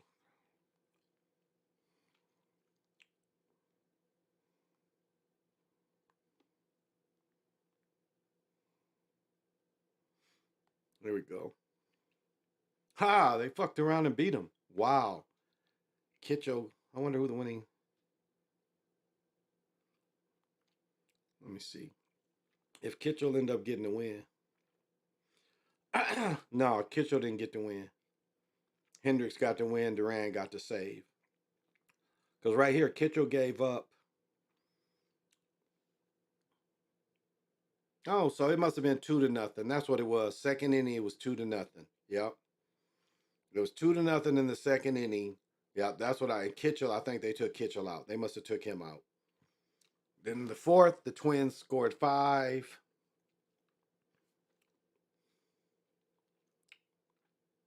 How did they score? 2, 3, 4, 5. It don't look like 7 to me. Can I not count? Oh, okay. Yeah, it was 4-0. Yeah. Kitchell gave up 4. Because right here, in the 1st inning, he gave up 2 runs. In the 2nd inning, The fuck was that? In the second inning, he gave up 2 runs. Yeah. Yep. I saw that. It was 4-0 when because I watched Dion play instead of watching the Twins. So yeah, the Twins are doing. Braxton is back playing in center field. Yep. Braxton is playing back in center field. So, we'll see what script they have for them. And they've let them win it a couple times. Remember, they're the ex-Senators. They are the ex-Washington Senators. That's where the Minnesota Twins came from the Washington. Old Harmon Killebrew played in Washington at first. How long have I been going? Oh, yeah, I ain't going to go too late. Because I still might get up early.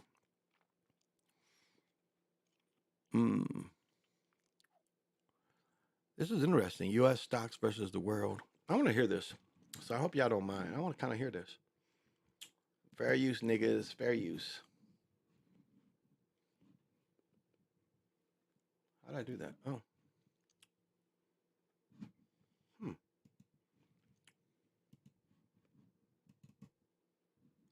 Here we go. Yeah, how did I do that? What the fuck just happened?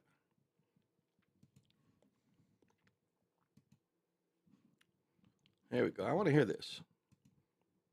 Stock market for equity investors, as seen by the stagflation crisis in Europe and the property slowdown in China.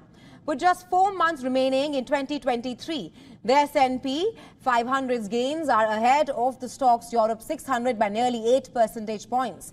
The S&P index is on track for the 8th year of outperformance in the previous decade as AI hype overshadows recession worries and also high valuations. Meanwhile, the Federal Reserve's efforts to control inflation while maintaining economic growth have been successful. Friday's data showed an uptick in hiring and a small deceleration in pay growth, both of which are consistent with a soft landing.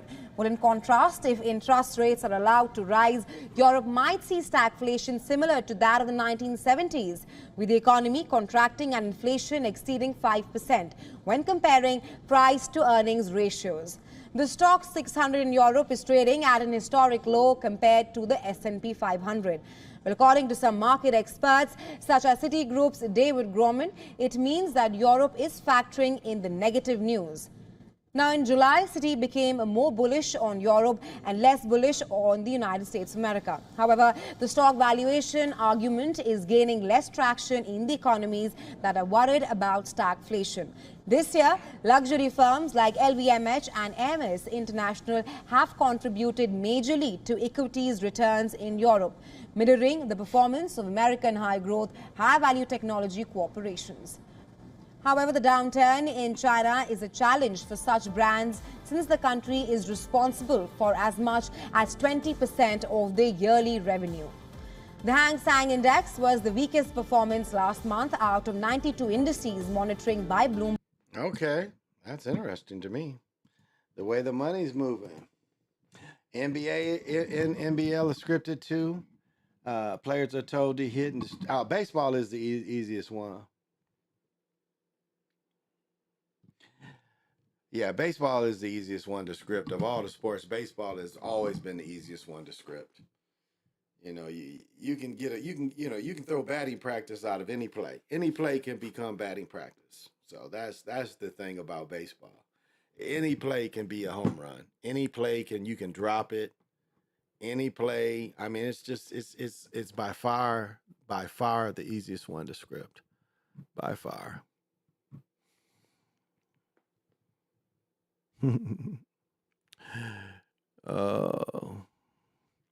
Yeah, it's definitely by far the easiest one to script. It's funny, they're talking about how hot it's up here, guys, and it ain't that hot. I mean, it's really, this is the weirdest hot days I've ever had. Like, you watch this weather and these new... It is more important than ever for anyone exercising. Okay, let me show you. Watch this. It is not extreme heat up here. I'm telling you, it is not. Like, look, they're talking about extreme heat, guys. It felt like in the 70s today. It was supposed to be 90. It didn't feel like it. Like, watch what they talk about. Like, it's hot. It ain't hot up here. It's reading 90. It don't feel like 90. Watch what they talk about. Here we go. Let's watch, and they talk about how hot it is up here. And it's not hot up here. I'm telling you, it's not hot. Ever for anyone exercising outside to take the right precautions. Fox 9's Babs Santos caught up with some people outside exercising today, but also trying to stay cool while they do it. Babs? All right, take notice. This is cloudy. This ain't blue skies. Take notice of this. This is cloudy, overcast. Now I'll say yes, it's comfortable enough to be, no shirt on and just swim trunks. Yes, absolutely. But what I'm saying is it does not feel, nothing about it feels like it's extreme heat. As I've said, I was around the pool all day for 4 hours. 4 hours. The water should be enough where it's easy for me just to fall in it. No, the water was freezing. Yes, if I would have been brave and got my body in it, it was acclimated. But no, it was not extreme heat. But listen how they talk like it's that hot. If you're around this water, all these people around, it ain't hot.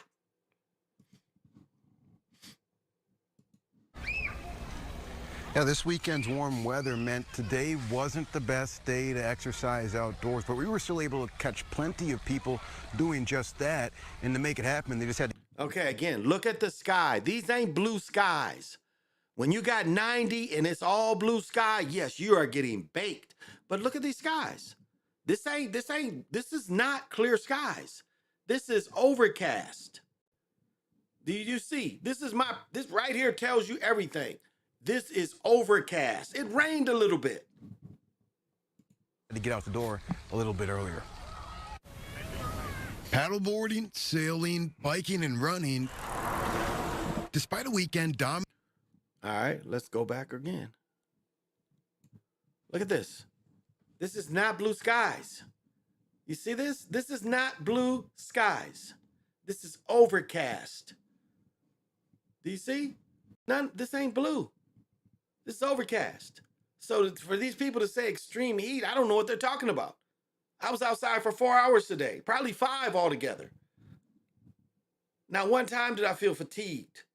Biking and running. Despite a weekend dominated by hot weather to kick off the month of September. Okay, this is misleading. This is real misleading. It wasn't like this today at all. Not like this today at all. Maybe for 10, 15 minutes. Maybe 10 or 15 minutes, but we did not see this the general day. So I went out, I started the early day. So I've been outside all day. This was not all day. This was very, very, it was coming and going like this. It wasn't like, even look at this sun. This is an overcast sun. If you look, this is overcast. So this ain't no extreme heat like they saying. Minnesotans found workarounds to get their exercise in and enjoy some time off this Labor Day weekend. To do that safely, for many, that meant getting out as early as possible before Mother Nature had enough time to really crank up the heat. 90s gets to be too warm. You sweat so much, you get sweat on the ball gets slippery, it starts to affect quality of play. Kevin Spinty and about a dozen others were out first thing to play volleyball, and the weather was top of mind on their game plan. Take longer breaks when it's warm. Try to take breaks in the shade if we can. You gotta hydrate, right? Hydrate before, make sure you bring a lot of water. Nearby, the importance of hydration wasn't lost on Thomas Moore in either, as he walked his dog Betty at Thomas Beach. We bring a little water bottle that has this little rubber thing so that it's like a bowl that she can drink out of as you just press a button and it fills up the thing. Even in the water, testing their luck fishing Bade-Makaska, again, weather came into play as throughout Saturday it seemed to affect anything and everything. Randy Hobbs and company had to wade out to a deeper spot in the water before they were able to cash in. They kind of go deep, when it gets hot. And of course, Sunday's forecast looks even a little warmer than Saturday's forecast, so just a good reminder to be paying a lot of attention to the weather over these next few days as we make it through this weekend. Karen, back to you. This is bogus. That's all I'm saying. This is bogus. It wasn't hot today. Wasn't hot. Was not hot today. Was not hot. I spent all day from 2:30 till 8 o'clock. Wasn't hot. I'm telling you. Now, when I was around the pool, it was cold. I exaggerate not. When we were around the pool, it was cool. Now I did get some kind of way got a sunburn. Wasn't no sun to really give me sunburn. So I'm that even is tripping me out. Because I got a little burn on my neck and a little burn on my shoulder. I don't even know how. That doesn't even make sense. The sun wasn't out long enough. Not direct sun. So I don't know, maybe they shot this really early, but I was around my day. I saw no direct sun today. Not any time that from 2 o'clock to 8 o'clock, it was no direct sun. Like what they just showed, it wasn't like that from 2 to 8. So I don't know what time they did this. Maybe this morning, they did this 9, 10, 11, maybe. I ain't go outside till about 1. Now, I went outside earlier than that because I watered my plants. And it wasn't really sunny then. Because I was watering my plants thinking, I'm watering them, but it ain't really that hot. That's what I thought. So I watered my plants. I got up 10 something. I was watering my plants by 11. Even by 11, I was like, well, I'm going to water them because it's supposed to get hot. But at that point, so I don't know where they got some of these shots at because it wasn't sunny all day. Wasn't sunny. Yes, and they definitely manipulating the weather. No doubt about that. Yep, they definitely messing with the weather. Yep.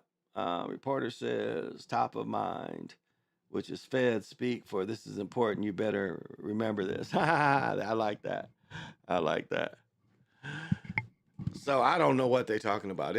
We'll see tomorrow. It wasn't hot yesterday. It was 90 yesterday. It wasn't hot. Wasn't uncomfortable. Like if I'd have played pickleball, the heat wouldn't have been anything.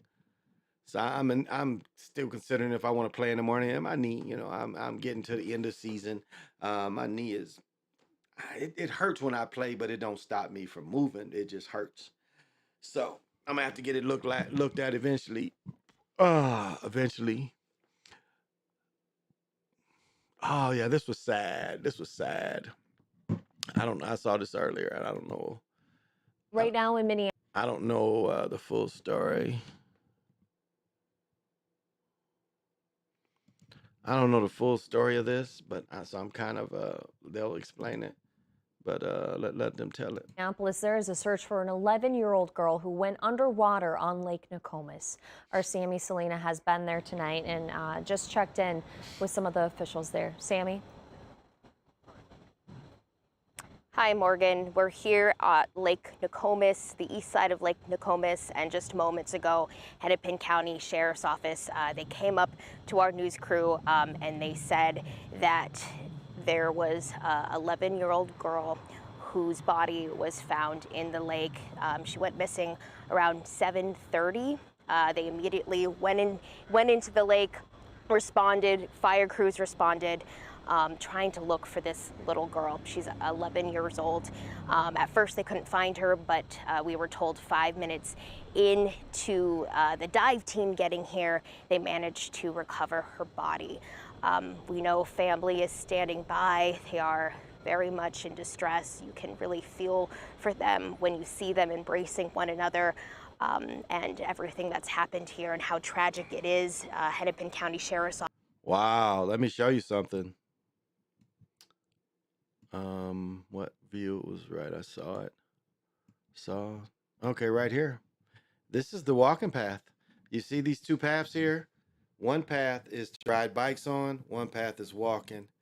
And I think it's opposite. I think this is the bike path up here, and I think this is the walking path. I see them with bikes here, but I think it's the opposite. I think the bike path goes this way, that way, and this is the walking path. But I walk around this lake all the time. This lake is 2 miles to walk around, I think. Yeah, right at 2 miles. If you walk around this lake, it takes you it's about 2 miles. So this is sad because you see these little beaches. This is nothing. Like, look like where you're going in. This is nothing. Like you can rent. You see this big swan over here? You can rent these. You can rent those. But this is like, it's got to be really hard. Like look at these. Wow. Like this, like, where's a picture of the beach? See if they're showing the beach. Because it's like, if you were sitting here, you're like, how did a person this like I don't even know how a person could drown or come missing in this. This lake is so I don't know. I'm kind of wow. How would you lose track? And EMS, of course, there was that dive team. There was sonar gear here as well, and there was also a lot of civilian help, we were told, here behind police tape family. They're still here, again, comforting one another from the moment that she went missing. I don't know if it's a mother or not, but you can just feel it in your gut. You know, it's one of those cries that that you can interpret in language. That is, you know, that is very heartfelt and obviously something very painful. Yeah, again, this is breaking news. We were just told by Hennepin County Sheriff that. Man, but I wish I could show you these beaches because it's like, well, they just, it's, man, it's like these beaches are just the smallest little beaches. And how do you lose a child on these small little beaches? Wow. I'm just trying to give you some perspective of like how small these look. Like they have little openings like this has like odd little spaces where you could, you know, it's a little beach. Like there's one big beach, like when I was showing this swan where you could see the swan. Where's the shot? You can see the swan. But like this cut right here is a perfect example. This cut right here, this is how much the little beach is. There's little cuts like all around this beach. There's little cuts where you can go in. And like so far, you're up to maybe your waist. So I don't know what could cause the little girl to drown. I just don't. This is, again, you know, you can drown in any amount of water, but I just don't know. Wow. Wow. Wow. Wow. It seems very unlikely, guys. Very unlikely. But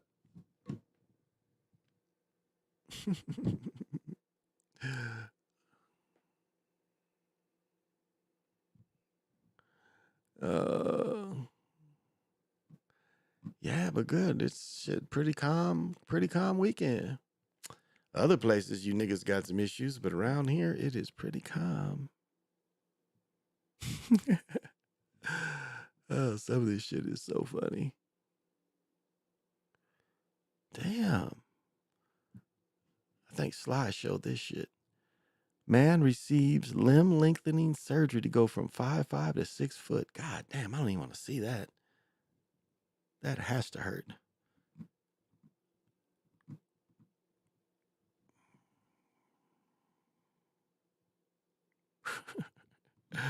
But yeah, no debauchery here in the Great White North, y'all. Means it is more important than ever for anyone. Great no debauchery to really report. It was just the college games, which I have fun. And as much as I talk about, you know, the fixed games, it's still fun to watch. I still get enjoyment out of talent. And yeah, it's scripted, but it's like a movie. It's no different. Sports is no different than a movie to me.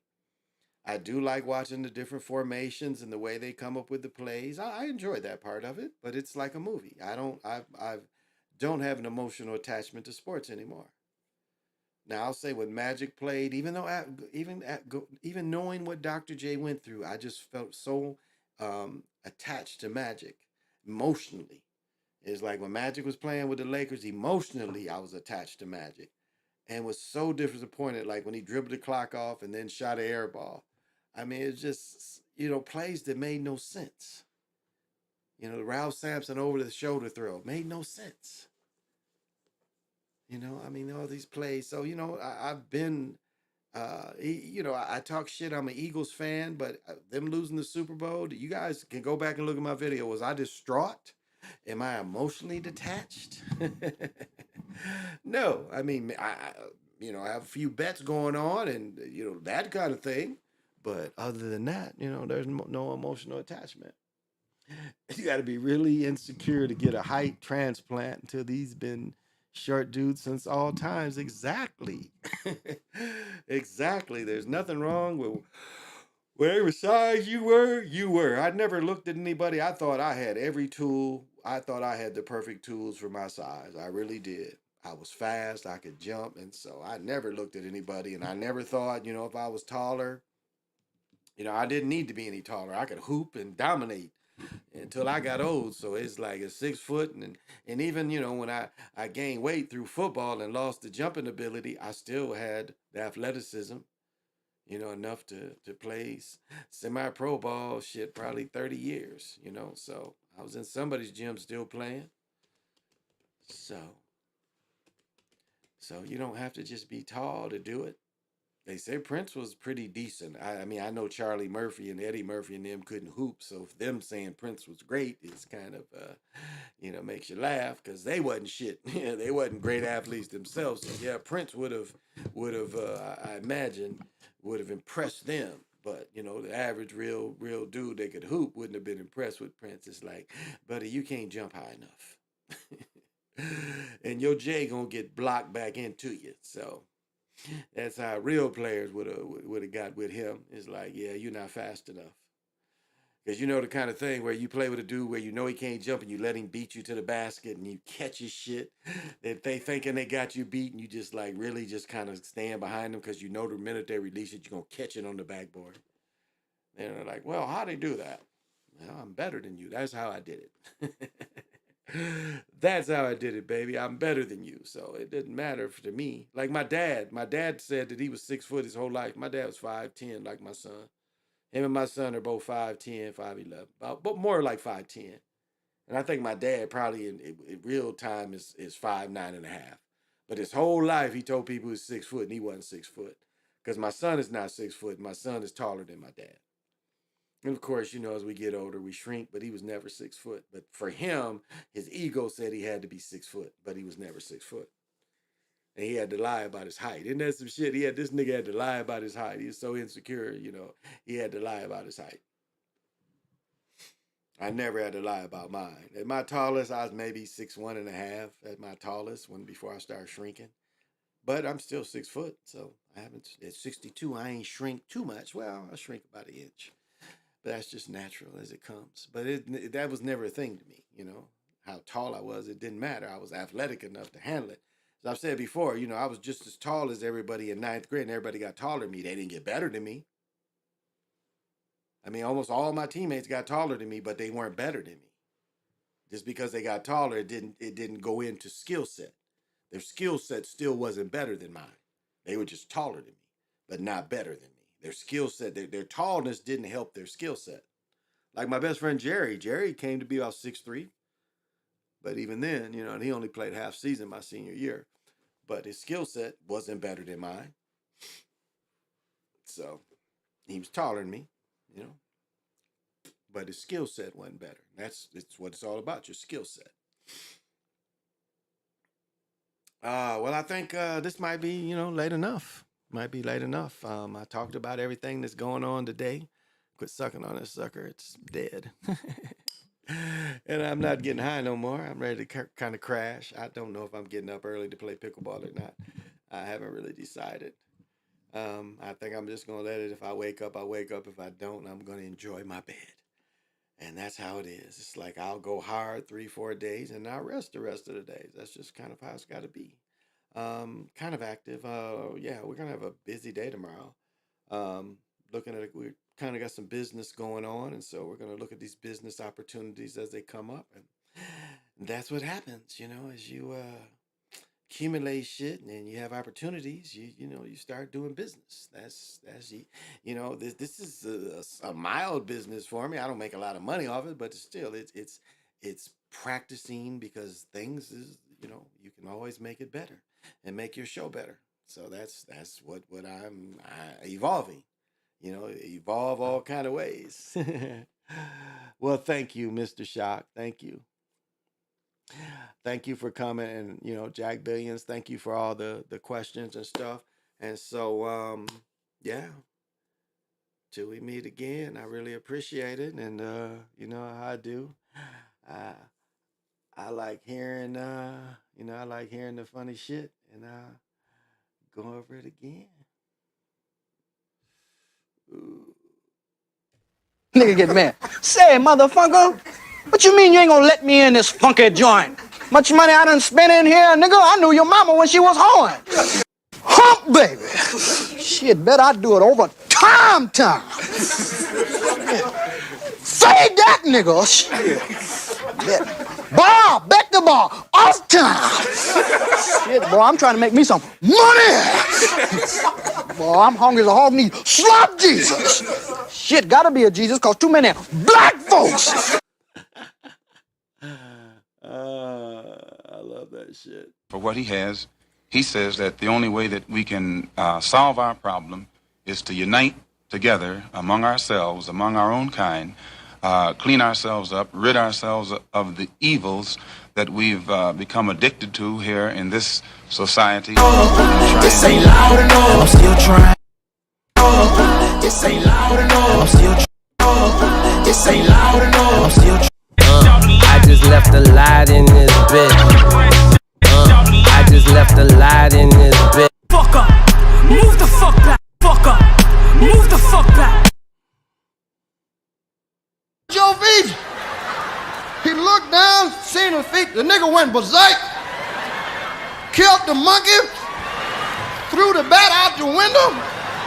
Start kicking that bitch in the air. Say anyway, but I will. The way quantum entanglement works is that you can take two particles, quantum entangle them, and then take those two particles and move them at any distance in the cosmos. And let's just say, for example, if you quantum entangle two electrons and you have them spinning in the same direction, and then you take one of those electrons and you shoot that thing out 100,000 light years from the original. If you then rotate the spin on the one electron, if you modify it so that its spin changes, the quantum entangled electron at any distance will simultaneously in no time switch its rotation also because they're quantum entangled. So these communication systems are taking advantage of this aspect of quantum mechanics that most people can't wrap their heads around, and this is what they're utilizing. It's just the new level of science that affords us the ability to communicate at any distance instantaneously. Can you? You're a philosopher? Yes. You're a philosopher? Yes. You're a philosopher? Yes. You're a philosopher? Yeah. I think very deep. I think very deeply. TikTok. TikTok. A lot of the white content creators on TikTok get all of their dances from the black content creators. What's all that noise? Oh, that's just Dad.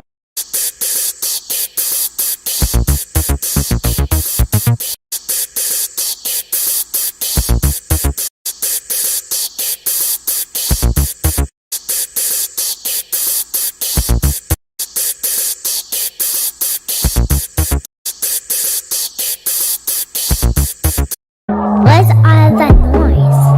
Oh, that's just Dad.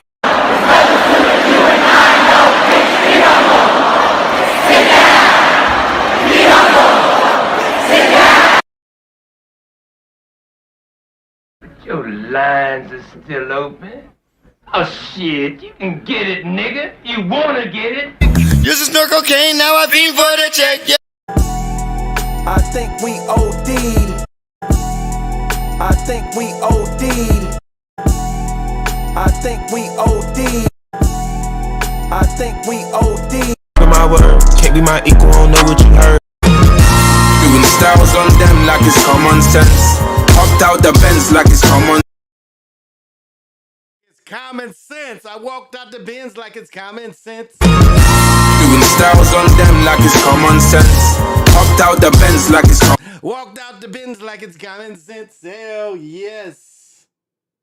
That's the difference when you're my baby. That's how it is when you're Top of the world, top of the world. That's the difference when you're my baby. That's how it is when you're mine, baby, you're sitting on top of the world. And that's right. When you with me, baby, you are sitting on top of the world, just like I am right now. I am sitting on top of Big Eagles Hill near Big Eagles Lake in this sacred land of the Lakotas up here in the great white north of Minnesota.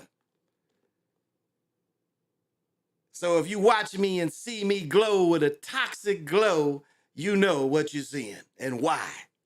Because I'm sitting on motherfucking top of the world.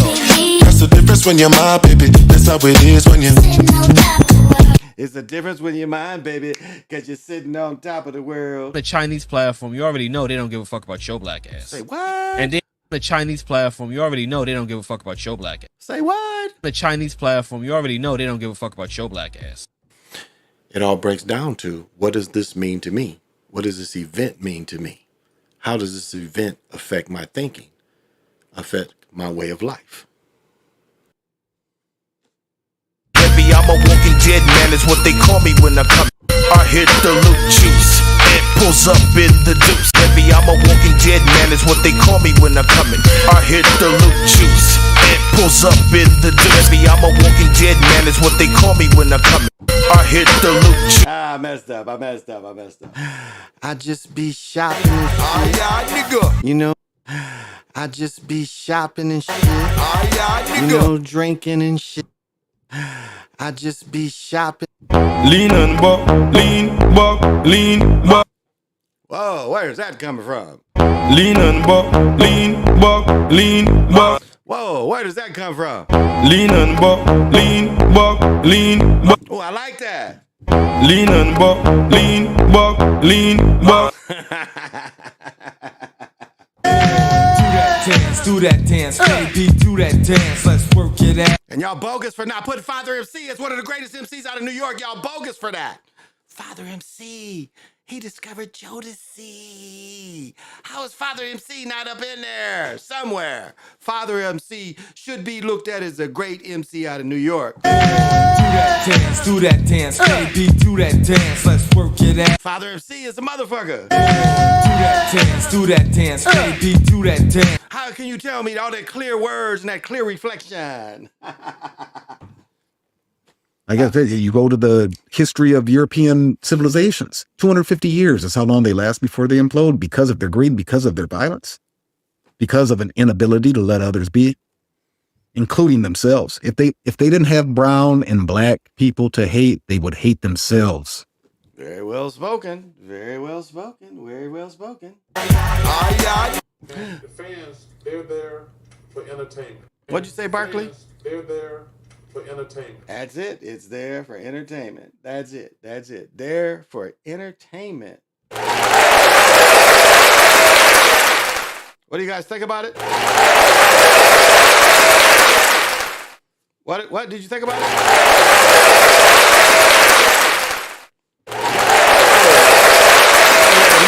Thank you very much. Thank you very much. Okay, I'm just having fun, y'all. You know, I'm just having fun. I'm just having fun. This is about having fun, because you know what I tell them. It's going down like this, motherfucker. That's what I always tell them. What is it? It's going down like this, motherfucker. I tell them every time. It's going down like this, motherfucker. Nigga get mad. Say, motherfucker, what you mean you ain't gonna let me in this funky joint? Much money? I love Richard Pryor. All right, till we meet again, definitely say less. Have a good night. May you get rest this weekend or whatever you need to do to rejuvenate yourself for the coming school year, however it affects you or not. The children are regimented, the children are around, the buses are around. So even if you do not have any children, you're going to see some of this. You're going to see the schools full of motion again. You're going to see the buses. You're going to see children regimented into schools. You're going to see the sports happening all around your city and getting ready for this fall festival they call Thanksgiving. So we'll start seeing the football ritual turn into the festival because, again, we're getting to this change of year where they need our energy. You know, the people don't think that when the year changes, they need us to help them change it. You remember how they didn't even know what to expect when 2000 was rolling over. It's like, shit, our magic might not work. That's how they feared everybody. Like, our magic might not work for this 2000 stuff. The mind might not click over to 200. It might reset.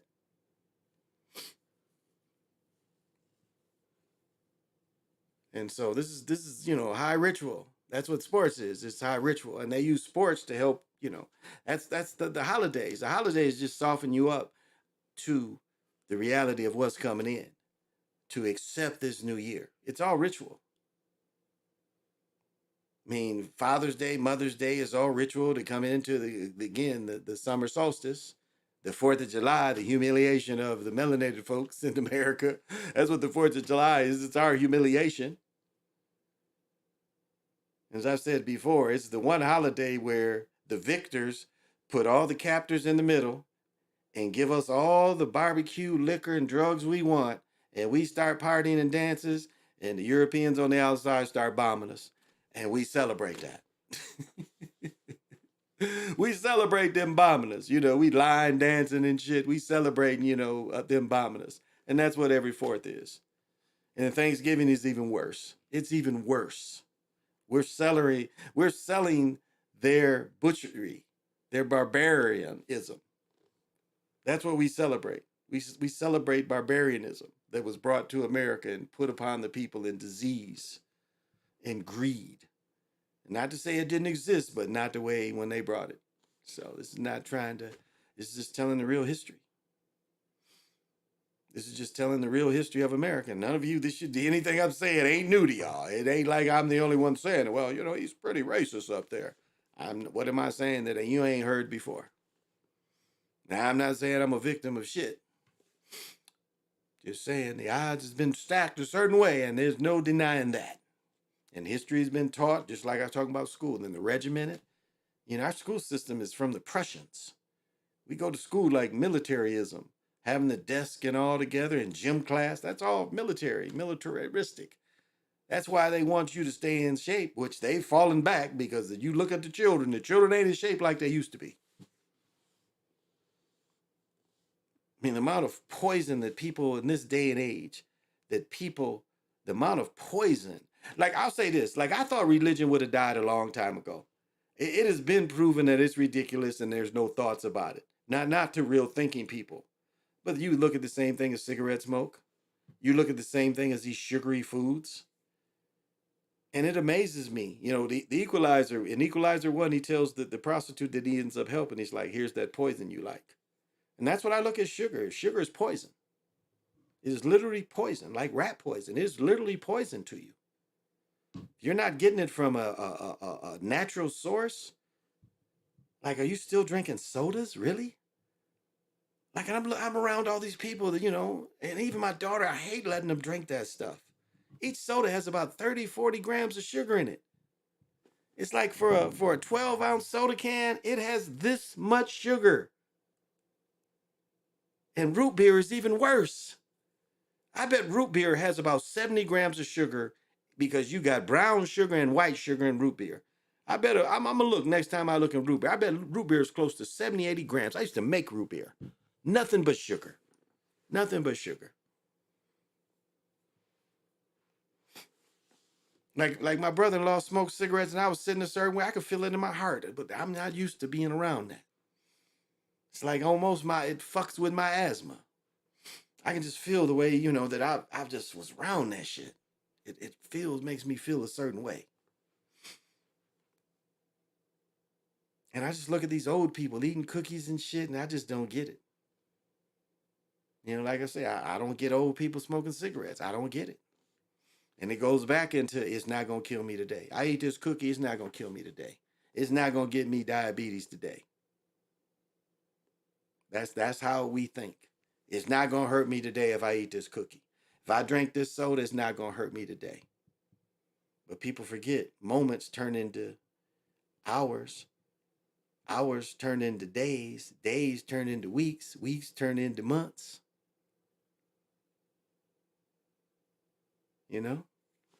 Don't hate when your fish drown and your dog eat his cat food and you walk your pet squirrel and then go outside your house and you drive away on a bicycle. Okay. Yeah, I guess that could all be a dilemma. I guess that all could be a dilemma if you go through all that. But just remember that you got to take care of yourself even through these moments. And the holidays is really not a excuse, to eat bad. And like my fiance, she grew up on people that just ate bad. Like we look at the adults and they still eating bad.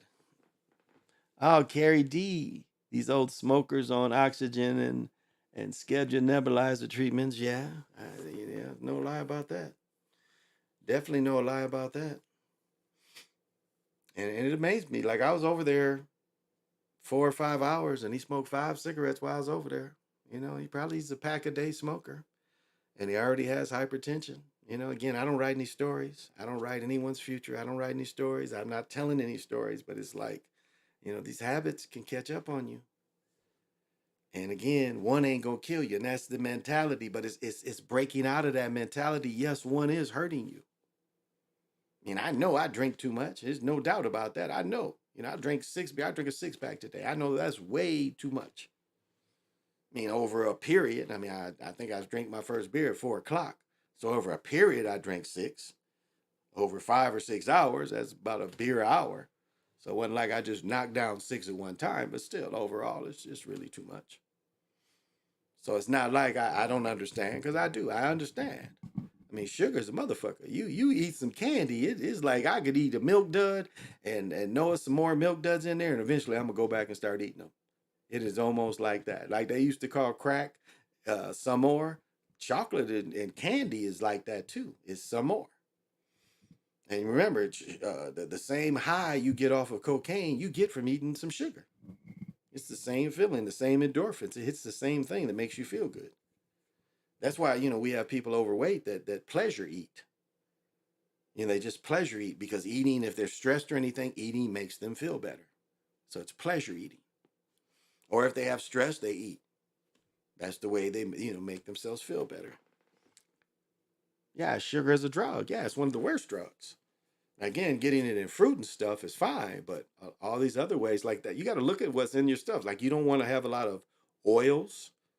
You don't want to have food with oils, like especially creamer is the worst. The cheapest creamer all has oil in it.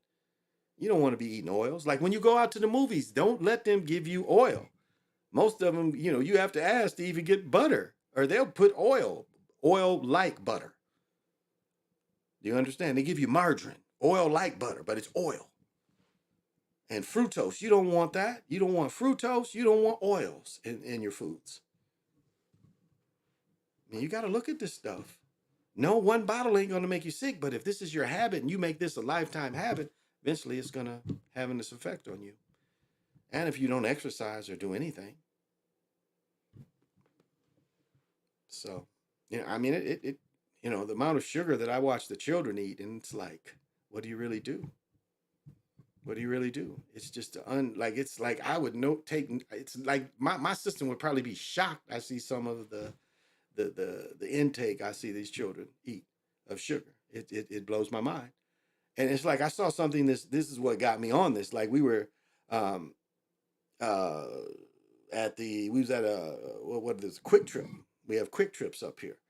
And my girl went into Quick Trip, and I was sitting in the car, and I watched this family buy their food, and I couldn't see what the little boy had, but I saw when they got checked in, because he had something about that thick.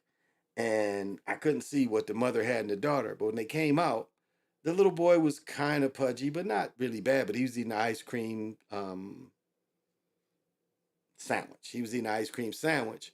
The sister was bigger than the mama, but younger, and I was like, wow, look at it. And they all had something sweet. The mama, the daughter was eating some type of ice cream in a cup, and I was like, wow. And most people are programmed to eat bad. Well, there's two things. Most people are programmed to eat bad. You eat the way you grew up eating. If you grew up eating a lot of junk, most people you pass that on. You pass that on to your children. And a lot of us don't know we're passing on diabetes, high blood pressure, but we haven't been taught. Because you're in a habit of people that eat bad, you were never taught to do anything better.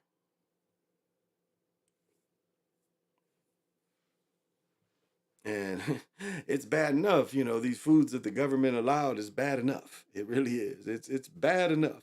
And this is the other thing. And, I used to hand out food. I would take, food to people from the different food banks. I would take it for the people that couldn't come get it.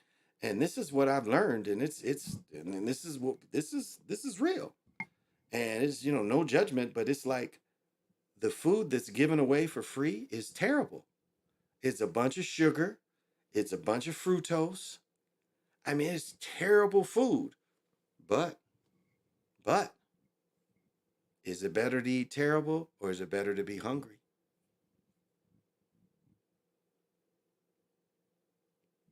I'm gonna say that again. Is it better to eat terrible, or is it better to, or should you be hungry?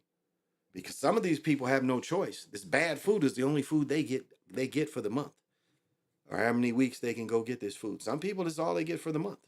They have to stretch what little food they get, because this is once a month thing. I think some places you can go twice a month, but most places is once a month. And all the food is sugary shit. And think if you got a family and you got children, it's all this sugary food they give you for free. I mean, it's you would so that tells you people aren't, other than, in the summertime when you get more fruit and more vegetables in the summer times, because you got all these farmer markets. But in the wintertime, you ain't getting that. It's not a leftover, not overproducing. In the summer, there's a lot of overproducing, so people give this food away. There's people that if you got an apple tree and you don't eat apples, there's people come pick your tree and they go sell it or donate it. That's pretty common. But but again, it goes back to being hungry or eating bad, and that's a catch-22. Because I say it's like, if this is all you have to feed your children, I can't judge you for that.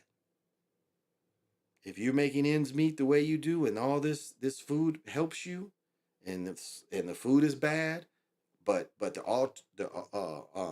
alternative is your child being hungry or you being hungry, what do? You're going to be hungry or you're going to eat good. And if you can't afford to eat good, which in truth be told, it's expensive to eat well. It is really expensive to eat well.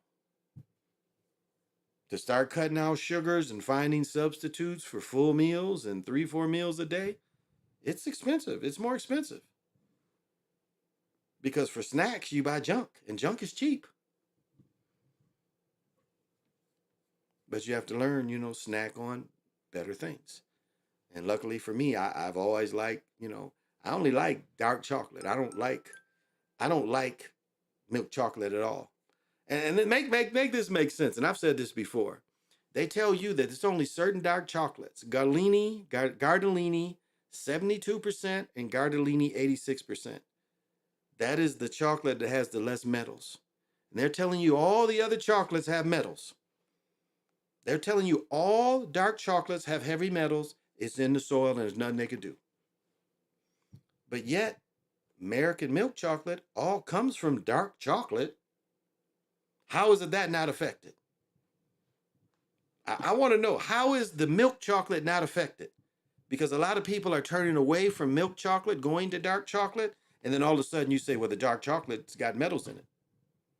But there's no campaigns telling you can't eat the milk chocolate. The milk chocolate would have to be affected. If the dark chocolate is affected, the milk chocolate would too. But yet you don't see anything. They're just telling you that the dark chocolates are bad. But do you see how when people say, okay, we don't want that, we want less sugar, and so we'll move to the dark chocolate. Then there's a campaign saying the dark chocolate's bad. But yet there's no campaign saying, well, because the dark chocolate's bad, the milk chocolate's bad too. No campaign for that, huh? They ain't telling you a Hershey bar's got too much metal in it, are they? No. They're not telling you that, are they? They're not saying, well, those Hershey bars got a lot of metal in them, so stay away from. No, they're not telling you that. It's like the dark chocolate didn't even get affected. Like the milk chocolate didn't get affected at all. I like dark chocolate too. It's acquired taste. I like bitter though. I like bitter. Like Sheila Jet. I don't mind Sheila Jet, and it's bitter in the motherfucker. But I like bitter. And this goes back to, this is the old times. So remember, Christmas time, they always have the Hershey bags of the little ones, the little square ones. And I never, like most people would eat the dark, the milk chocolate ones, the sweeter ones. And so there was always the dark chocolate ones was always available. And now I eat them and they're not. The Hershey dark chocolate ain't dark chocolate. It's just, it's less sweet. But it's not like I eat 86% or 72%. That's how the kind of dark chocolate I like. And I eat dark chocolate every day. I like the bitters. And the bitters help. Again, the bitters kind of help spiritually with the meditations. It helps it clear. The bitters really help clear. Sheila Jet is great with that. It helps clear. But dark chocolate does too. It helps clear the visions. And that's the only way I could tell you. The bitters help clear visions. And that's why She Legit helps. That's why dark chocolate helps, because it does. In meditation, it makes your screen a little clearer, makes your third eye, things coming in your third eye a little clearer. I will say that. So that's one of the benefits. But that's just what I don't get. There's no campaign against milk chocolate. They're not saying the M&Ms, got metals in them. And then they might come back and say, well, there's less milk chocolate, so there's less chance of the irons because we lose less of the milk chocolate. We put more of the sugar and milk in it. And so there's not quite the metals in the pure stuff. That doesn't make any sense, does it? Doesn't make any sense. But they want to say the pure stuff, it's got more metals in it. So why you still make it? Why you still passing it? What is this? Sativa is six times sweeter than sugar. And I've told this chemical. I used to work with this chemical when I used to do quality for they made Mr. Bubble, and they made that Procenic, that face shit, Procenic or whatever that face shit is, that black folks that burns their skin, the pimple cream. We used to make that shit, but we had something. I don't know. It must have been a type of stevia. This type of sweetener was 2,000 times sweeter than sugar. I mean, the guy I work with played a trick on me. He's like, go smell that stuff. And I mean, literally, you could sit and smell this shit and just smell it. Like, you ain't got to do no lines of it. All you had to do is open it up. Like, you could literally hold this stuff like this all day and it would put you in that euphoric feeling. And this is like, when you have lotions and the lotions got flavor, they put sweet shit in it. Like, when you smell something sweet in the lotion or whatever it is, it's sugar they add to this shit. So because sugar smells sweet too. And so they add this type of sugars to make the lotions and all this stuff smell a certain kind of way. But that's how strong that stuff was. I mean, I'm surprised more people ain't sitting somewhere in the corner with this shit. Because the shit, we didn't get much of it. We didn't have much. It was a couple grams. Like, when it came in, it was never more than 4 or 5 grams, which ain't much. But like, when we used it, we used pinches of this shit. But it was funny how when you saw the final product, it smelled sweet. And it was from this chemical too. I mean, they put other chemicals in it, but this little bit of chemical in this big vat of shit made all this shit smell sweet. And we didn't put much in it. So it's out there. It's out there. Well, guys, thank you for coming. I'm at 2.5 hours almost. I think that's long enough. As I say, as much as I work out, so I didn't really swim. I don't come on here and lying when I don't work out. But I work out hard enough when I do work out that the days I take easy, it's the days of healing, because that's part of working out too, is you got to heal. So I don't know if I'm swimming tomorrow. We've got a lot of business to do. But it's great, guys. It's really great. This business is going on. I brag that I only make, let me see how much it is now. Sly gave me 20, Nick sent me 10. Trying to think, PJ gave me 5, B Brown gave me 50. So I think up to this year, I've only made $900. So I am the most successful man in the world. Well, no, because some other countries 900 is big balling, but I'm the most successful man in America that only makes $900 a year. And look how I'm shining. 900. So if I can do it, you can do it too. I just have fun. Thank you, guys. I really appreciate you coming. I really appreciate the comments. And if you get anything out of what I said, well, I hope I said something that helps. So till we meet again, say less. Be safe tomorrow. Just like I showed the story of the little girl, love every moment, cherish every moment, and be safe. And till we